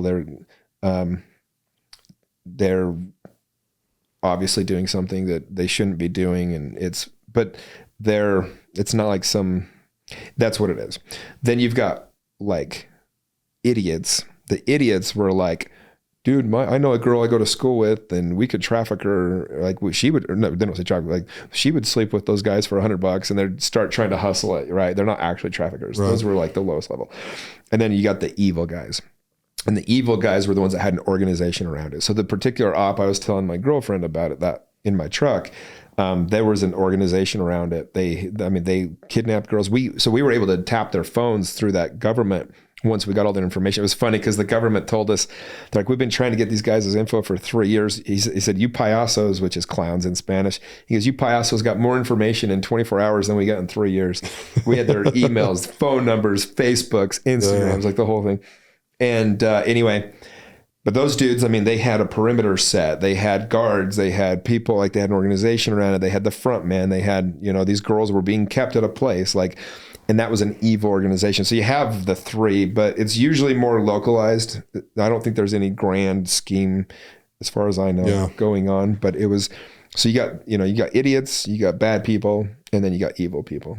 Gotcha. Yeah. Well, that makes a lot of sense. Yeah. Well, insane. Wild, man. It's insane how much we that don't happens. do it I decided about a year ago, we did our last op down in Ecuador, actually, and we had a really successful op, but I just realized it was a season of my life. Like I don't desire to go do it anymore. It is a bad environment, and it's tough. We were sitting in this restaurant, it was like a bunch of Americans everywhere, and because I get seen and noticed places now, I'm pretty loud on the internet. And we're sitting in this restaurant, there's Americans everywhere, we're sitting with these girls, they're like 13, and we're with the trafficker, and I couldn't do it, dude. This was the first time we'd gone undercover in over a year. And I'm sitting there and I'm like, I felt so stupid, even though we were undercover. The eyeballs on you, you can feel the people, they want to fight you, they're looking at you, and nobody does anything, but it's like, and I had to leave. I was like, and I told the guys, like, we went undercover with them, like, I suck at this, I'm sorry, like, this is my last op. And so I decided to hang it up. But it was a very pivotal moment in my life where, and it was when I was coming out of the religion that I grew up in, and I'm trying to find out what my life's purpose was going to be, and that became a big part of figuring that out. And so I'm forever grateful I got the chance to do that. Yeah, no, that is it's an insanely admirable thing. Yeah. It was wild. We had a couple times, man, that were pretty sketch. We had one, we were told a location to meet these guys, and we start driving there, and we realized it's the end of a boat dock, and it was the darkest of dark places. We're about to get murdered and thrown in the ocean. We flipped a Yui so fast, and we got out of there. We never know what happened, but that dude that we were meeting got murdered like a month and a half later. Oh, geez. We have no idea. But we just once we realized where we were headed, we're like, oh, we got to get the hell out of here. And when you save the girls, they stay in that country, right? Or do you bring them back? That's one of the things that we never really knew exactly what happened, but we know that for every dollar spent on the ops, there was $5 being spent on aftercare. There was at least the organization we were working with. Yeah. And so, they would always have people on site to take the girls and start working with them immediately. And I think it just depends. Like every situation's different. Some of them, they send them home with their parents and like get them help, or they have somebody coming and check on them every week or whatever. Other ones, they take them in and actually have to fully rehabilitate them. But we never really saw much of that. I didn't really know what happened in most cases. Yeah. But as far as I know, and I know that one of the kickbacks or one of the things that they got criticized for was that they didn't do enough for aftercare. But I know they tried. Yeah. How do you rehabilitate someone who's been being sex trafficked? It's really hard. Yeah. And you have these huge success cases where some people just get out of it and they're great. And other ones, they'll never recover, you know? And so it's just one of those things. That's why I focused a lot on like the takedowns and the people we arrested, because to me, it was hard to focus on the people that had already been being sex trafficked and everything. Obviously it's a very difficult life at that point, no matter what. But those that we rescued that never fell into it, that was easy for me to focus on and feel the reward of. Oh, that's awesome. Yeah. How do you think that experience, how long has it been since you went? The last one was a year ago, last June. Oh, okay. So pretty recent. That was my last one, yeah. Last one, okay. So maybe this question's a little premature then, but how do you think that's affected you in other aspects of your life? Either on your business side or personal side? Well, I'll say this, anytime that we give service to others and we lose ourselves for others, we donate. When I donated my first check to them, because that was kind of part of the deal. If they're if you want to be a part of this, you got to prove it. You need to fund one of the ops. I wrote a check for the cost of my truck, dude, and I slid it across the table. That thing stung.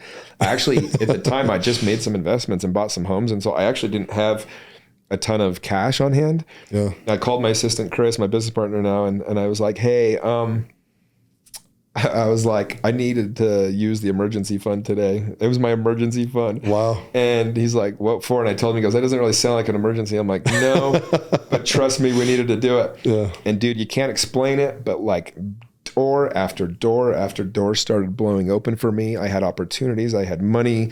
I had just just different things that came to me that never would have had I not taken that. Yeah. So in that sense, like I was blessed. Here's one of the cool things. Like people are always like, how do you meet better people?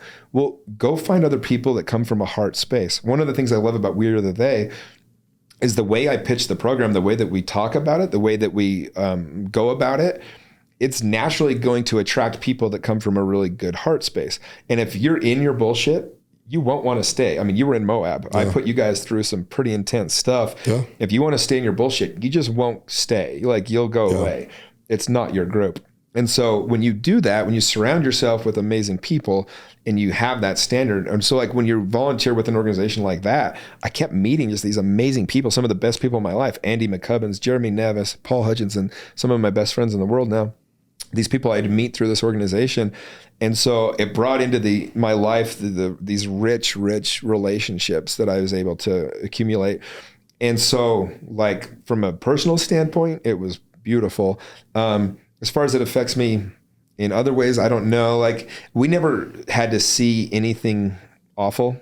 Yeah. Like the worst we ever saw was the girls showing up to the party, literally. And so I don't have any kind of like, I never had to deal with anything deeper than that. Yeah. There was one op they did in Haiti. I wasn't there, and the girls were actually in cages. And I think that was a lot worse. I think there's some stuff like that some people have a little trauma from. Thankfully or not, I guess, wasn't there for that one.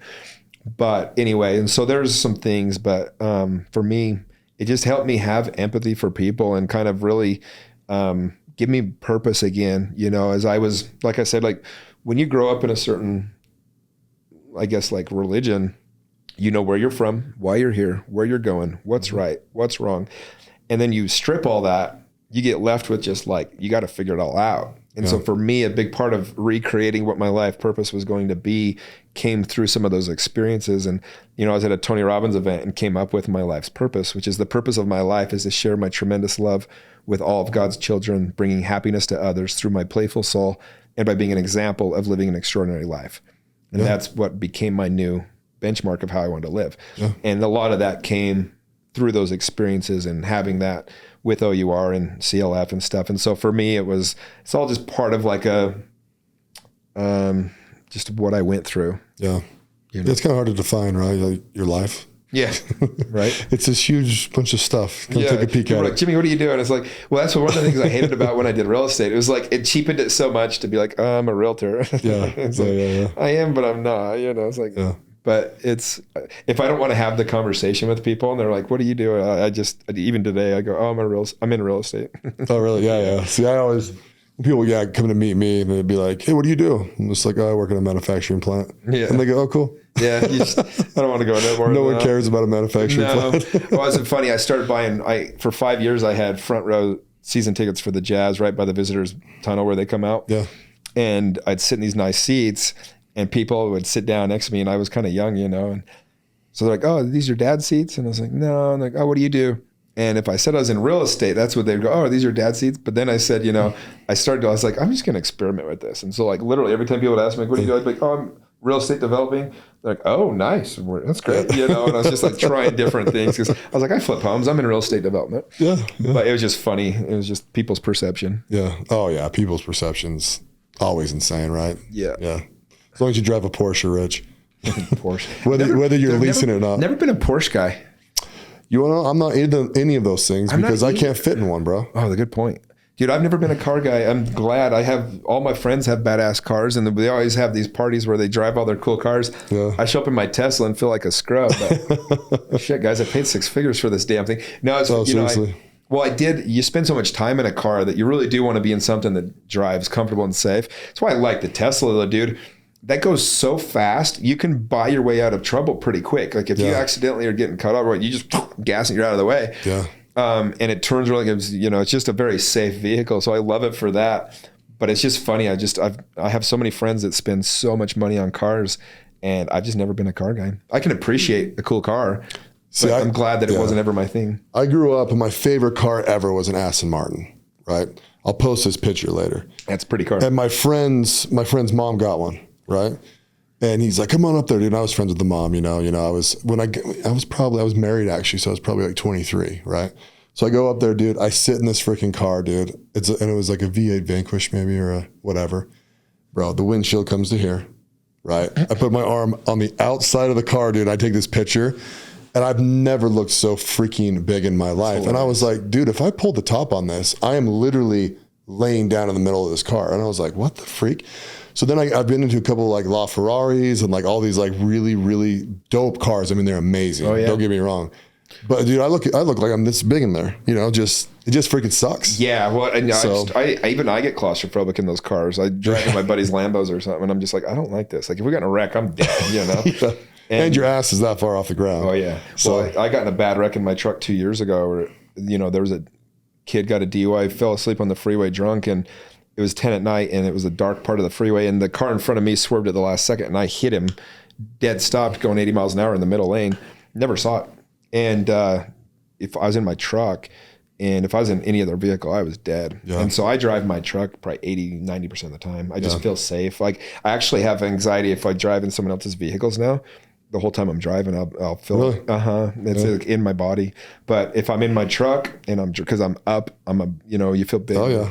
I just feel safe. That's me. I've kind of consigned myself to being a truck guy for the rest of my life. Yeah. And the cool thing is, get some damn nice trucks. Oh, well, trucks, great. You know? They're so convenient. Like I was cleaning out my garage last night and, you know, just was listening to a podcast. Yeah. I had an hour or something to do. And so I'm like, I'm going to clean out my truck or my garage. And you just throw it in the back of your truck. And dude, you're like, you know, if you have a car, like, what do you do with all that? Yeah. I don't even know. You have to have a truck. Yeah. You borrow your friend's truck. Right. It's the only thing you can do. Nobody wants to do that.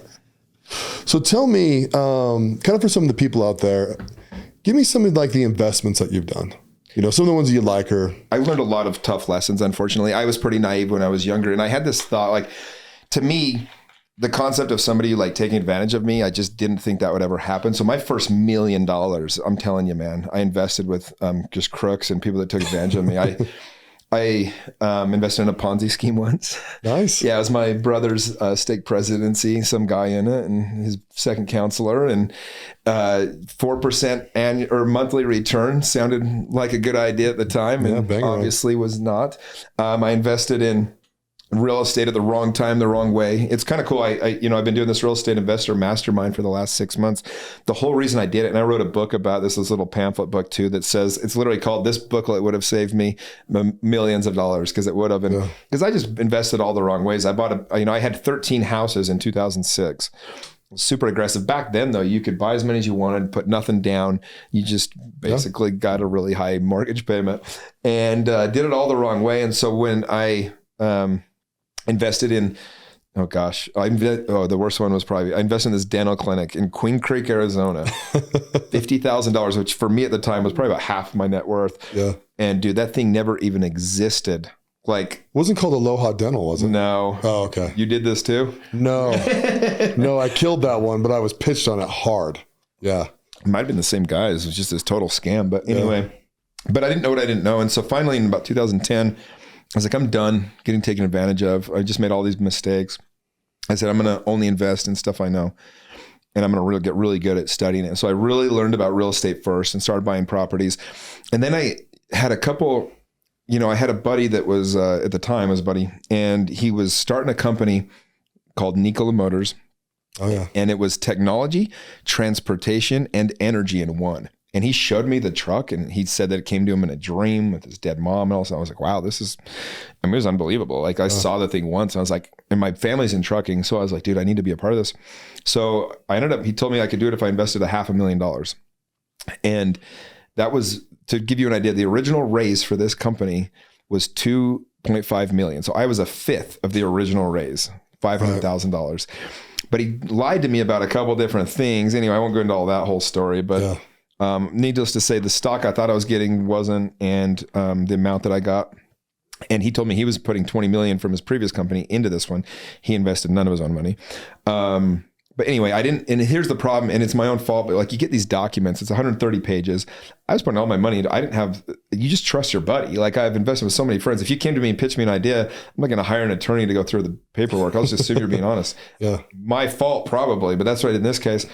Anyway, I made that investment, sold a few houses. I was able to get $500,000, and that ended up going through the moon. that company at one point on June 9th, 2020 was worth over $31 billion. My net worth on paper, I could see it in my account, was over $30 million. Could have added a zero if I'd have done the homework from what he told me it was going to be, which would have been insane. Yeah.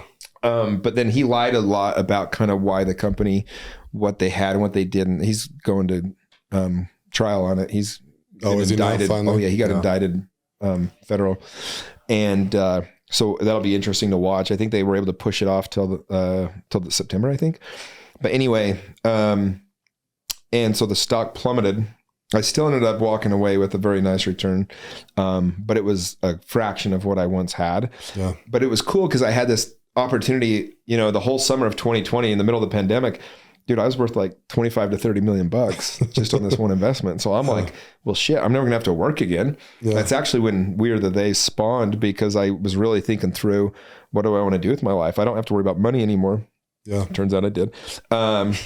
But I mean, it gave me a nice landing pad still. But again, that's why I say, like, I'm not a victim in this. And by the way, it's kind of cool because if I'd have made all this, let's say I make 300 million with that, right? Or even 30 million, like that would be my story. People would always be like, well, yeah, that's how Jimmy got rich, through that thing. Yeah. And that wouldn't be right. It wouldn't be the right story. So as it is, I ended up getting screwed harder than anybody. I mean, I was 20% of the original seed round of what's even today a $4 billion company, and walked away with not enough money to move houses. Right. Like, it's pretty wild when you really think about how much I could have or should have. Oh, I still follow that stock because you told me about this. But dude, the funny part is like, I'm so glad it turned out the way it did. I mean, if I got the money that way, dude, I probably wouldn't even have started Weird Today. I work now more than I ever have in my life. I was working till midnight last night, putting together this new idea that I had with the group and all this different stuff. I mean, it's never ending stuff to work on. And, this morning I did back-to-back walks with guys doing coaching, and I love it. And I wouldn't have even have started it because I would have had so much comfortable money. Yeah. And so anyway, that investment though, so I ended up cashing out and still did pretty good. Did you fully cash out? I cashed out in January 2021. Gotcha. Yeah. So, I mean, the stock at its peak was $91 a share. To give you an idea, the first day I could sell the stock, it was at $17 a share. And I averaged, by the time I sold it all, about $21 a share. Okay. I did okay. Yeah. Yeah. But, when you think you're got 30 mil, it's that's why when people say they want to tax net worth, I'm just like, yeah, no, dude. Like, you know how much this can move very quickly. To put that 500,000 in there, I had to sell all my real estate and I had to borrow 70 grand from a friend.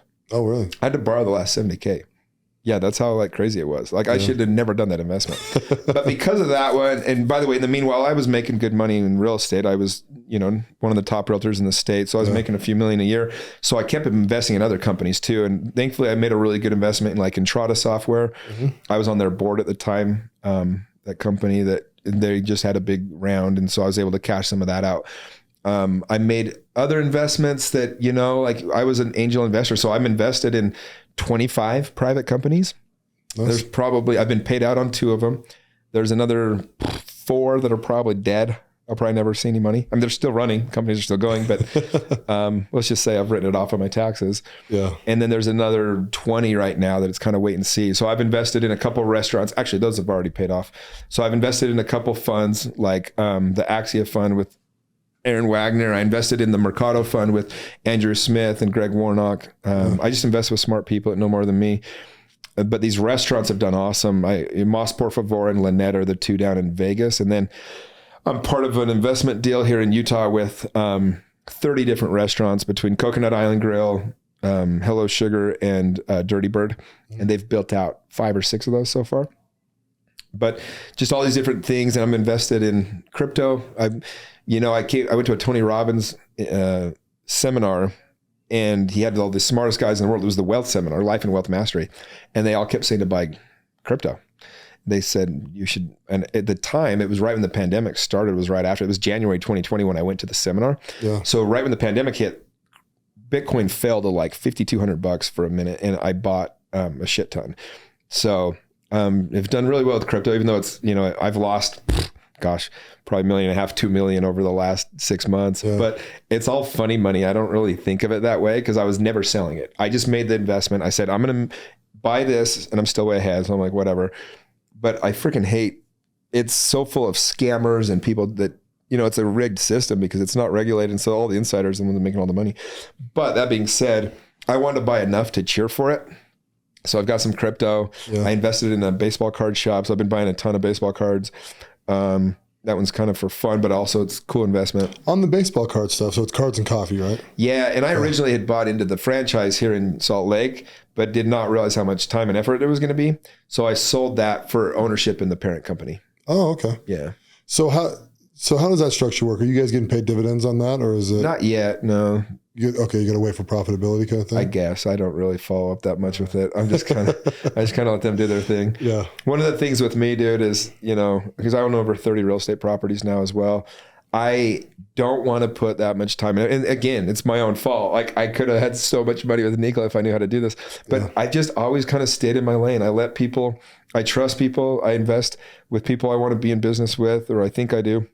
Now I'm a little more careful. I got a lawyer now. He's one of Apple's top lawyers. He's like, Jimmy, we're done letting you be taken advantage of. Every time you have something, I'll review it for free. I love what you're doing. I love your message. And so he actually does. He's really helped me a lot. He's reviewed my last 7 or 8 contracts. And oh, cool. Yeah, he helped me avoid one I was going to sign that was not good. Yeah. And so anyway, but my point is like, you got so many moving pieces. The last thing I want to do is follow up with everybody and everything all the time. And so I'm just really good at doing my thing. And then, overall, the investments have done well. Yeah. Yeah, that's cool. But I've lost my ass a lot too. Oh, you have to, dude. Yeah, I invested in a Ponzi. Did you? That's not hard to do. No. Yeah. I was like, I was probably 25, and I invested with we formed an LLC, which, by the way, is the easiest thing on the planet to do. Yeah. And, you literally do it in 15 minutes. $90, yeah. And we invested in a payday loan company out of California. Oh, shit. You were in on that? Well, not only did I invest in one, but I started one. Oh boy! So I owned one called My Payday Any Day, and we actually made really good money. Did it go under, or did you still have it, or what? That's a long story. I have to share later on. So people lose money on it? No, on my investment, no. No one lost money on it. Money, so it was all house money. So that's why. And so, but on the payday loan company that we invested into, we were getting 10% a month. Right. Shit. What I really didn't know was the guy that got me into it was getting 5. 15, yeah. Yeah. So he was giving us 10. That's what happened with mine. I found out the other guy, the stupid guy that was my brother's stake presidency, he was getting 8% and giving half to us. Giving half to you guys. Oh, good. I ended up suing that guy and won. So. Did you really? Oh yeah. Nice. Did you get paid? Yep. Awesome. Oh yeah. Within like 10 days. Wow. So it was going to wreck his life because he wanted to go into investing. And so. Awesome. Oh how much was it? If you don't mind my asking. Wasn't crazy. What I sued for was $55,000. Okay. So, which back then was like. Oh, people don't understand. Like when I invested that $500,000, that was like having 5 million. Because it really was. It took me a decade to come up with that. That was now, like over the last few years, everything went weird. But back then, if you had $50,000, that was a lot. Oh, absolutely. Well, with me too. It was wild because we actually lost 100. Right. 25 of that was my parents and 25 of that was owed to Wells Fargo. Got right. It. And so, I was working for my parents' business, which is one of the ones I own now. And so I actually spent every weekend installing. This is right when I was, early being married, I was like 2 or 3 years in. That's why my wife does not care if I work, because for the first 5-6 years of our life, I was gone all the time. And I paid every dollar of it back. I have personally never screwed an investor. Same. I've never had a single investor that I did something with, not get their money. Yeah. And even back then, my parents were like, well, I know it's bad, blah, blah, blah. And I'm like, I'm not going to owe my freaking parents' money. There's no way. I can't sleep, dude. If I know. So I've been, the restaurants that you're an investor with me in, that was the first time I've ever raised money for somebody else's stuff than my own, because I just never wanted somebody to lose money on something that I recommended. And, our ones in Vegas had done so well. So I was like, well, shit, if they just copy and paste, and then their other franchises have done really well. So, the jury's still out. We don't know how they're going to do. They're building them. But we'll see. It makes me nervous even that I got friends into that, because I'm like, we don't know if it's going to work. And I hate that. And I kind of just hit me. I'm like, gosh, I'm just going to, sometimes you got to keep your mouth shut. Because if you tell someone about a good investment, by the way, and it works, they always take the credit. Yeah. And if it doesn't work, they always blame you. Exactly. It's like a no-win game. Like when Nikola was going through the moon, I had so many friends like, why didn't you tell me it was? Why didn't you tell me? So I'm like, I didn't know if it was going to work. Yeah. I should have never done the damn investment. But you wouldn't have given me any credit if it did anyway. You would have thought you were a genius. Well, and it's funny too. I mean, you look at certain industries and like, there's some that's just hard to lose in. Some of them are really risky, Yep.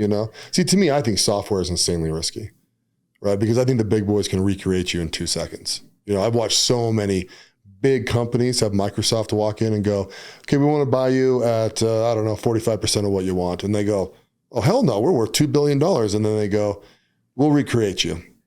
And then they're like, well, whatever. And then it just tears your business apart. And it's like, dude, you're dealing with some big boys Yeah, I mean, at the there's software so much level. money in that stuff, Yeah, and those guys burn so much cash. Oh, yeah. I mean, Dude, look how they built Uber or StubHub or some of these companies. I don't think Uber's ever turned a freaking profit. No, they don't even need to. Not even close. Bro, it's a lost leader. Well, I heard Mark Cuban talk because he was pitched to invest in Uber Yeah. by a guy he had invested in his previous company, the guy that pitched him Uber. Oh, really? Yeah, and had made money. So it wasn't just that he got pitched Uber. The guy he'd already had a win with, this was like, hey, this is my next thing. Yeah. But that was Cuban's point. He's like, you're going to have to spend tens of millions of dollars. Sorry, you're going to have to spend hundreds of millions of dollars to make tens of millions of dollars. Right. And he's like, I don't get it. But he goes, I just missed it. But, Well, and Uber's bananas too. Like so I use it a lot, right? Because I travel a lot, Yeah, right? it's genius. And it's like, you guys were cutting taxis like by like literally 60%. Why are you not cutting them by 20%? This is so much more convenient than a taxi. oh, dude. Why are you leaving that much money on the table? Every human being has a personal driver now. Yeah. Dude, the other night, I'm on a date on Tuesday night. My car gets a flat tire. I pull over on the side of the road, call Jake Burt, my man in our men's coaching group. Yeah. I said, Jake, he owns Burt Brothers Tires, one of them. And I said, hey, my car's parked here, dropped him a pin. I said, can you guys come get it tomorrow and get it done? He's like, no problem. Get on the thing, get an Uber, shows up in 3 minutes. I send my date home in the Uber because it was the end of the night. We were just saying bye. Send her off in the Uber. My Lyft shows up a minute later, takes me to Orem. Done. I literally I got in my truck in the morning, drove to work, came home for lunch. My car is sitting in the driveway. Oh, that's awesome. Like, what kind of world we live in nowadays? Bro, it didn't even it's inconvenience us. Yeah. We literally sat there on the side of the road. We pet a horse that was nearby for like 3 minutes, got a cute picture, and we were gone. Yeah. Like, we live in a world where literally the richest man in the world 100 years ago didn't have nearly the comfort and wealth that we have today. Oh, absolutely. It's crazy. No, that's an awesome point. It's funny to think about that, really. Oh, dude, that's why the world's gone to shit, because there's no real problems, so people create them. They have to make up their own problems because we're born as humans. Yeah. So we create problems that we have to solve, and it's like, dude, can we all just enjoy this? Like, it's never in the history of mankind been easier in any civilization in any of time than in the last 20 years in the United States of America. There's been less wars, less problems, less issues. Like, there's literally never been a better time to be alive than this. Oh, absolutely. Listen to Jordan Peterson for 5 minutes. Dude goes off about that stuff. Oh, dude, people have no idea. Think about even 100 years ago, dude. You break your leg. Oh, they're sawing it off, just so you know. And if with a cleat in your mouth. If we want to go back 150 years, you don't even have any anesthetic. You got some alcohol and get drunk as you can, hopefully pass out. But dude, that's how they took care of shit. Like, toothache, good luck. Have you ever had a bad toothache? No, not yet. Oh my gosh, I haven't had one in 20 years. Dude, when I was a kid, I got one, and you'd rather be dead. Yeah. Like, and with that, have you ever seen Castaway? That's what they did, bro. Oh, yeah. Let's freaking knock that shit out and you're done. That dude's gone. Yeah, modern medicine is amazing. Dude, that's just one aspect of life. Yeah. I'm a traveler. I've been to 91 countries. If you made it into the next town over 20 miles away 200 years ago, you were doing something with your life. Oh, for sure. You know what I mean? Like, if you wanted to go from the U.S. to Europe, there's 2 years. Yeah. It's 2 years here. It's 4 months across the ocean, dude. It's crazy. And like, I went to Europe last week. I'm flying out. So my great uncle was a World War II hero, and they do this special ceremony every September 10th in this city in Metz, where this war battle happened. My dad's gone like every year because they commemorate my uncle. Yeah. And my great uncle, sorry, I should say. And I just the other day, I'm like, well, I kind of want to go. I'm flying over and back in like 5 days. Oh, you really? Like, I'm just going over there. I'm going to check it out and go see it. I'm going to go see a new country so I can add it to my list, and then I'm flying back. Yeah, eat some food and get over It's so funny. I'm like, that's the world we live in, dude. You know? Well, can you imagine if you had like a full on like G5 or G6? You just go anywhere. Yeah, that's a lot of that's you know what though? I've never I can appreciate, I've been on enough private planes, probably 30 times. Like I've ridden on a lot of them. My buddies all have them. Yeah. It's not I don't enjoy the experience as much. The planes make me a little sicker. Really? They take longer. Yeah. You're always in some weird ass airport by the time you land. Well, that's true. Peeing's a disaster half the time. Yeah. And you don't save that much time. I actually enjoy the experience of going to the airport. I don't like security, but that's the only part. But I actually just throw my headphones in. I listen to a book on tape. I listen to a podcast. Yeah. I'll go an hour and a half early, so I'm no stress. Go to the Delta Lounge or go get some food. I have my lunch. And it's kind of a place where I get to be in my own world. Oh, gotcha. And also when I travel on planes, a lot of times I go by myself. Yeah. I love it, dude, because it's my alone time. When you're on a jet, there's like almost like this pressure. You got to talk to everybody. And you're like hanging out. And so that's true. It's cool. Yeah. But I actually I'll never be a jet guy. And I get it. Like, it's cool. Yeah. But at the end of the day, I'm pretty... Now, I will say this, like there was one year I wanted to go. I was taking my two nieces to the Taylor Swift concert. I had front row seats. Nice. And these are my two nieces that kind of like get forgot sometimes. And so I take them. But the problem was I want to go to BYU's game the next morning against Nebraska. But if I went to the concert, there's no way you're getting to Nebraska for the game. Yeah. And my buddy Aaron actually called me and goes, dude, $1,000 each. We go to the game. We're going to fly in, fly out same day. Like, what time we leave? And he's like 6 a.m. I'm like, I'm in. So I went to the concert, freaking got on that plane. We flew out there. It was the Hail Mary game. Flew back. We're back in our houses by 9:30 at night. Nice. It was pretty awesome. That's cool. But that I would do. But like, those big ass planes, man, it's just a lot of money to go travel. You could do. It's a lot. My problem is like, I can't justify. There's just so much good you can do with the money. And for me, I enjoy the experience of flying, minus the mask thing, by the way. But now that's not an issue. Yeah. If that becomes an issue again, I'll take this back. Maybe I'll go in on a plane with somebody or something. But, but it is fun, man. I love traveling. And oh, you do love traveling, man. You go alone a lot, huh? Yeah, what I like to do is, this is what I did with my last trip. I'll go alone, but I'll meet people out there. Oh. That's what I do most of the time. Like, how are you meeting them? I just know people there, or I know people going. So one year I went to Machu Picchu, for example, in Peru. And then the OUR guys were filming The Sound of Freedom in Colombia. So I flew from there to Colombia. And then I had a friend throw an event in Panama with 30 friends. So I flew from there to Panama, met up with all them. Another year I had some buddies going. I had two friends randomly were going to be in Hong Kong at the same time. Yeah. So I flew to Vietnam. I'd always wanted to go to Halong Bay. Did that by myself. Flew to Korea. Did that by myself, South Korea. And then I flew and met up with them in Hong Kong. Oh, that's cool. And so I'll do that a lot. So or I just know people in different places. But I really enjoy the time by myself. Last summer I flew into Croatia by myself and I had two friends like, hey, I'll fly out and go with you. I was like, no, I want to do this one by myself. So I flew into Croatia, rented a car, drove across 9 states, ended up in Romania and flew home. It was awesome. Just did whatever I wanted. I'm just listening to each country I went to 9 new countries. And every time I was coming into the country, let's say I'm coming into Serbia, I would watch YouTube videos for hours about the war when I was a kid between Bosnia and Serbia and stuff like that, and just learning the history of Yugoslavia and Kosovo or whatever it was. And so it's you're actually kind of educating yourself, and I just love it. I just get lost in my little world. Were you getting passport stamped in every country? No, I try not to because I don't want to fill out my passports quicker than I have to. So I'm not I don't collect passport stamps. I collect pictures of each place. So it's to me, it's an annoyance when they do it. Every time I go to Cabo, they stamp 2 damn pages. I know, dude. I'm like, dude, my whole passport's full of stupid Cancun Mexico. And Cabo. Yeah. But anyway. When we went to Amsterdam, dude, I made him stamp it. And the guy was like, goes back there, ruffling through everything, trying to find the stamp, finally gets it, hits it. I was like, thanks, man. Hilarious. Yeah, no, some people love that. To me, I don't care about the passport as much as I do. I just want to be able to use the passport because some countries, if you don't have an empty page, you can't get in. All right. Yeah. And so my passport right now, it's full. And I'm going to Norway next week. Yeah. And I've had to check to make sure I didn't need an empty page and stuff. Oh, good. Yeah. You excited for Norway? I'm pumped. Yeah. Yeah. 2 of the places there are 2 of my favorite, or not favorite, but 2 of the places that I've been wanting to go to, highest on my bucket list. Oh, really? Good. Yeah. Yeah. I was talking to Nick about it and he's just like, I love traveling with Jimmy because Jimmy will just plan the whole damn thing. Yeah. I love to plan them. It's with our coaching group, we do these adventure trips and I freaking love them. I love to plan them. In fact, tonight, I'm going to go home tonight and spend 4 or 5 hours planning out the couples trip.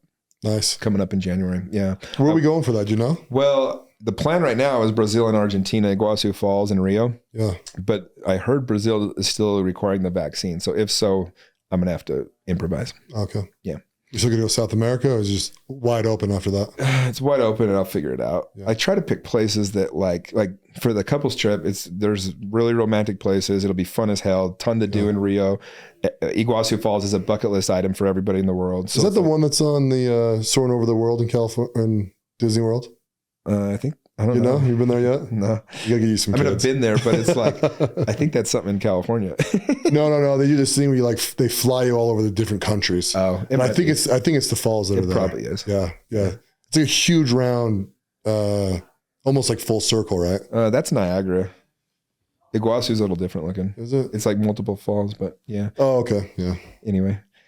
I'll figure it out when we go. Yeah. No, so I loved it though. I love to plan trips. I love to, cause it's cool. Cause you find all these things you would never do, and then you start to see the culture. And so I'll find I'll be going through Instagram, and I have all these travel books, or I'll just be on travel sites, and I'll see a place, and I'm like, where the hell is that? Yeah. And then I'll just go make it happen. Yeah. I have so many pictures of me at places that I literally just saw in my head. Yeah. And I was like, oh my gosh, I want to go there. So when you go to, say you're going to go to, like, I don't know, have you been to Pakistan yet? I've not been to Pakistan, but I am going to that section of the earth for the first time this winter. I'm going to go to the World Cup. Oh, are you? So it's Qatar, and then I'm going to go to Kuwait, Bahrain, and Saudi Arabia. Okay. Yeah. So, okay, let's go for Saudi Arabia. Well, so when you go to a new country, like what's what's a must? Like I must see these things. So it depends. So for example, I just went and flew to Latvia. Okay. Mm-hmm.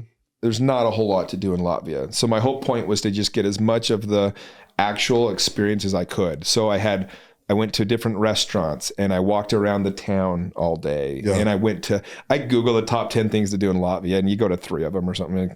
It's like these random churches. There's a lot of churches in Europe. Yeah. And then I went to Poland, right? And you're in Warsaw. And it's like, oh, okay. So now there's like more like specific things I want to go do. More historical type stuff. Yeah. You know, and I wanted to go to Auschwitz. So I it really was not convenient for the trip to go to Auschwitz. It's in the middle of nowhere. But I had to go see it. So I went there. But then was in Vienna, and oh my gosh, like what a cool city. And I was just going around to everything, trying to see it all, you know, and a lot of when I do a trip like that, I'm looking at, okay, which places would I come back to? Like, I'm not going back to Lithuania. Probably don't need to go back to Slovakia, but I'm definitely going to hit Vienna and Prague again. Right. And Poland. So that was my next question. Like, how many of these countries do you hit and then say, I got to come back to this one? A lot.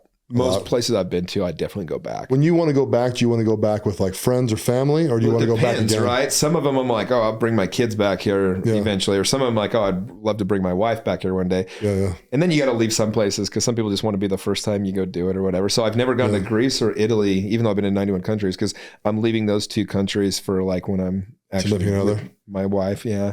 I got to leave something that she's going to, but there's so many places, you know, New Zealand, Philippines, Fiji, or not Fiji, Bora Bora. Like there's all these places I want to go to, Antarctica, you know, and, but dude, it's, so for me, part of like, if you're going to go to those many countries, like it's not like I'm a travel blogger. Like this is just me finding the time to do it. So my rule is I have to either sleep a night in the country, or I have to have a full meal in the country. Okay. So I want to experience the country. But so for example, last year I went to Albania. Bro, that place is a shithole. Like the part I was at. And so, and it's kind of dangerous by yourself, actually, of all the countries down there. So I was in the country for about 6 hours. Are you driving through? Driving through. Okay. But if you're driving through half the country, I mean, you see the country. See a lot. Yeah. And I stop and have a meal, and that's it. You know, I went to Kosovo, or Moldova. Which one was it? No, Kosovo. And again, like there's one cool place. I always get a picture in each country because I have a wall with all the pictures. And it's like, you don't need to be there for more than a few hours. Yeah. You're like, I mean, the place. Oh, there's some check-off places. Bro, Kosovo was at war in 2011. Like, this place is like still, there's these bullet holes and shit, you know? And then, but then there's other places I'll go and I'll just spend a week in one spot. Yeah. Oh, that's cool. Yeah. I kind of get what you're saying. I went to Paris with some buddies. We were kind of driving through Europe, right? And we got there and I'm watching the Eiffel Tower. I'm like, oh, this seems pretty freaking cool. Then it starts sparkling and I was like, oh, I should have brought the wife here. Yeah, there's places like that. We almost skipped a few things. I was like, when I come back with Michelle, we're gonna do this for the first time. Yeah, there's a few places you're like, oh.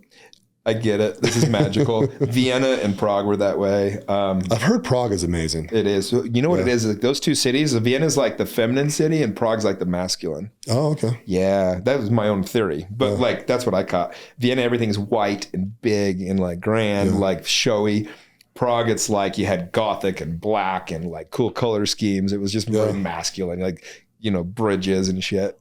Well, I don't know if you know this, but I was a 5th grade Knowledge Bowl champion in geography. Really? So how good are you at geography now? I'm a total nerd, dude. I could probably... You gotta be, right? Yeah, I mean, most countries, there's 197 countries. I could probably, on a map, hit at least 180. I could fill in a blank map. Really? Yeah.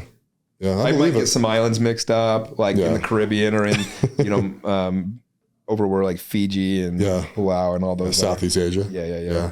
So how many African countries have you been to? There's about 40 left. Oh, really? There's a lot of countries in Africa, but I've been to Egypt. I've been to Tanzania. I've been to Namibia, Botswana, Zambia, Zimbabwe, South Africa. I'm missing a couple, but I mean, I've been to a fair share. South Africa, awesome. Oh yeah, my favorite trip I ever went to was Victoria Falls, which is on the border of South Africa, Zimbabwe, Zambia, and Botswana. Oh wow, okay. Yeah, it's amazing, man. Yeah. I mean, you wake up, you know, we did this safari out in the bush, slept out there, woke up 200 feet away. There's a pack of lions, like monkeys were flying over our head all night. Yeah. I remember we went to this one resort, dude, really nice 5-star resort. And we're walking on this little path to go something. It's like 10:30 at night. There's like a statue of a giraffe, like life size, right on the side of the path. And I'm looking at it and I'm like, dude, that thing looks freaking real. Yeah. And we're sitting there and he's like, no, it's not real. I mean, it's me to you, dude. This thing is like a foot away. All of a sudden, this damn giraffe starts walking around. It's a real ass giraffe just standing there. It's the coolest shit ever. I remember we're on this berm, like, you know, like overlooking, like it was like this grass berm, and we're just having drinks on this patio, and there's freaking hippos in the water, and then the sun is setting, and it literally looks like Lion King, dude. You got like elephants and giraffes. It's like their silhouettes with the sun. And it's unbelievable, man. No, that's amazing. We did the Zambezi River. It's the most fun hour and a half of my life. That river has 18 level 4 above rapids in an hour and a half. And so you are just getting destroyed. But the water is 75 feet deep, so there's no risk of hitting rocks. So you're just getting hammered by these waves. We got tossed out twice. I thought I was going to die. Got stuck under the raft. It was just scarier than hell. Oh my gosh, yeah. And so I bump up and I'm under the raft. I'm like, oh shit. And you get thrown. You don't have time to catch your breath. You know. So I've watched the video, this whole experience. It was 13 seconds. It felt like 3 minutes. But I come up, I'm under the raft. So I swim down, pop back up. I'm still under the raft. I'm like, shit. So then I swim as far and hard as I could till I can't go anymore. And I shoot up and I come up and I'm in the rapids. They had 2 kayaks like following us to help us. So as soon as you come up trying to get your breath and you're getting hammered again, there's crocodiles in the water. That's amazing, man. Oh, geez. They had a rope swing similar to Moab. Okay. Yeah, it was only about 100 feet, but I mean, it's sketchier than hell because you're in Africa. Yeah, yeah. But dude, it was so fun. Well, that's my thing, dude. Like Mexico, I never get on a zip line. There's no way, dude. I've been with Mexicans enough, dude, down there. They're just like, sí, señor. And I'm just like, fine. You haven't tested this damn thing. Dude, so you lie to me. In Victoria Falls, which is where we did all this, if you Google or you YouTube it, there's a video of a girl bungee jumping. The bungee jump breaks and she falls into the Zambezi River. She ended up living, but she almost drowned from the water. She was tied by her legs. Oh, I was going to say, mermaid in her ass around down there. Oh, yeah. She had an experience, we'll just say. But yeah, and that happened like months before we were there. Yeah. I'm like, there's no way in hell I'm bungee jumping off this. Can you imagine? No, I could not. It's so terrifying. You know, it's like, OSHA? Anywhere? No? Okay. You're literally bungee jumping and it snaps and you fall another 40 feet to the water. Now you're in this rushing river. Oh, what a story, though. God, it would be a story if you lived. Yeah. That makes it fun. Yeah. So, hey, my friend, one thing I do end with everybody is to give your best 2 minutes of advice, which I'm expecting a lot out of you. Okay. So just general advice to the population of the world. So I'll say this, I'll give them a million directions to go with this, but what I've come to conclude about life is that all pain in life comes from unmet expectations, either our own expectations or ones that somebody else puts on us.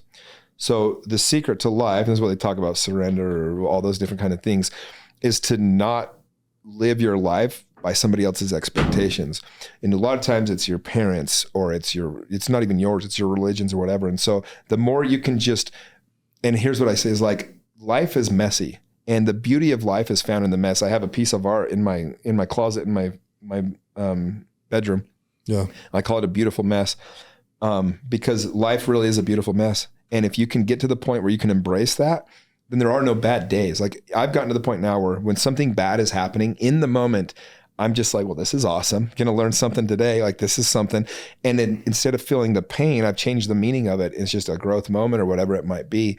And so I would just tell people, like, wherever you're at in life, like if you feel like you should be doing something else, or you should be doing something, or that's where all the pain comes in. Yeah. Like just accept life as it is and know that it's all a beautiful mess. There's no right way to do life. Nobody has a monopoly on the right way to do this. Yeah. Do it the best you can, accept it as it comes. And then there's no pain. There's just lessons learned. Yep. Thank you. Yeah. That's great advice. All right. Thank you, my friend. Thanks for coming on my show, That was dude. fun, man. I appreciate you. You're the best, dude. Many good times to come. Thank you. Thanks for listening to the President McCormack Podcast, brought to you by McCormack Foundation, Saxton Fund, ADP Lemco, and Professional Floor Systems.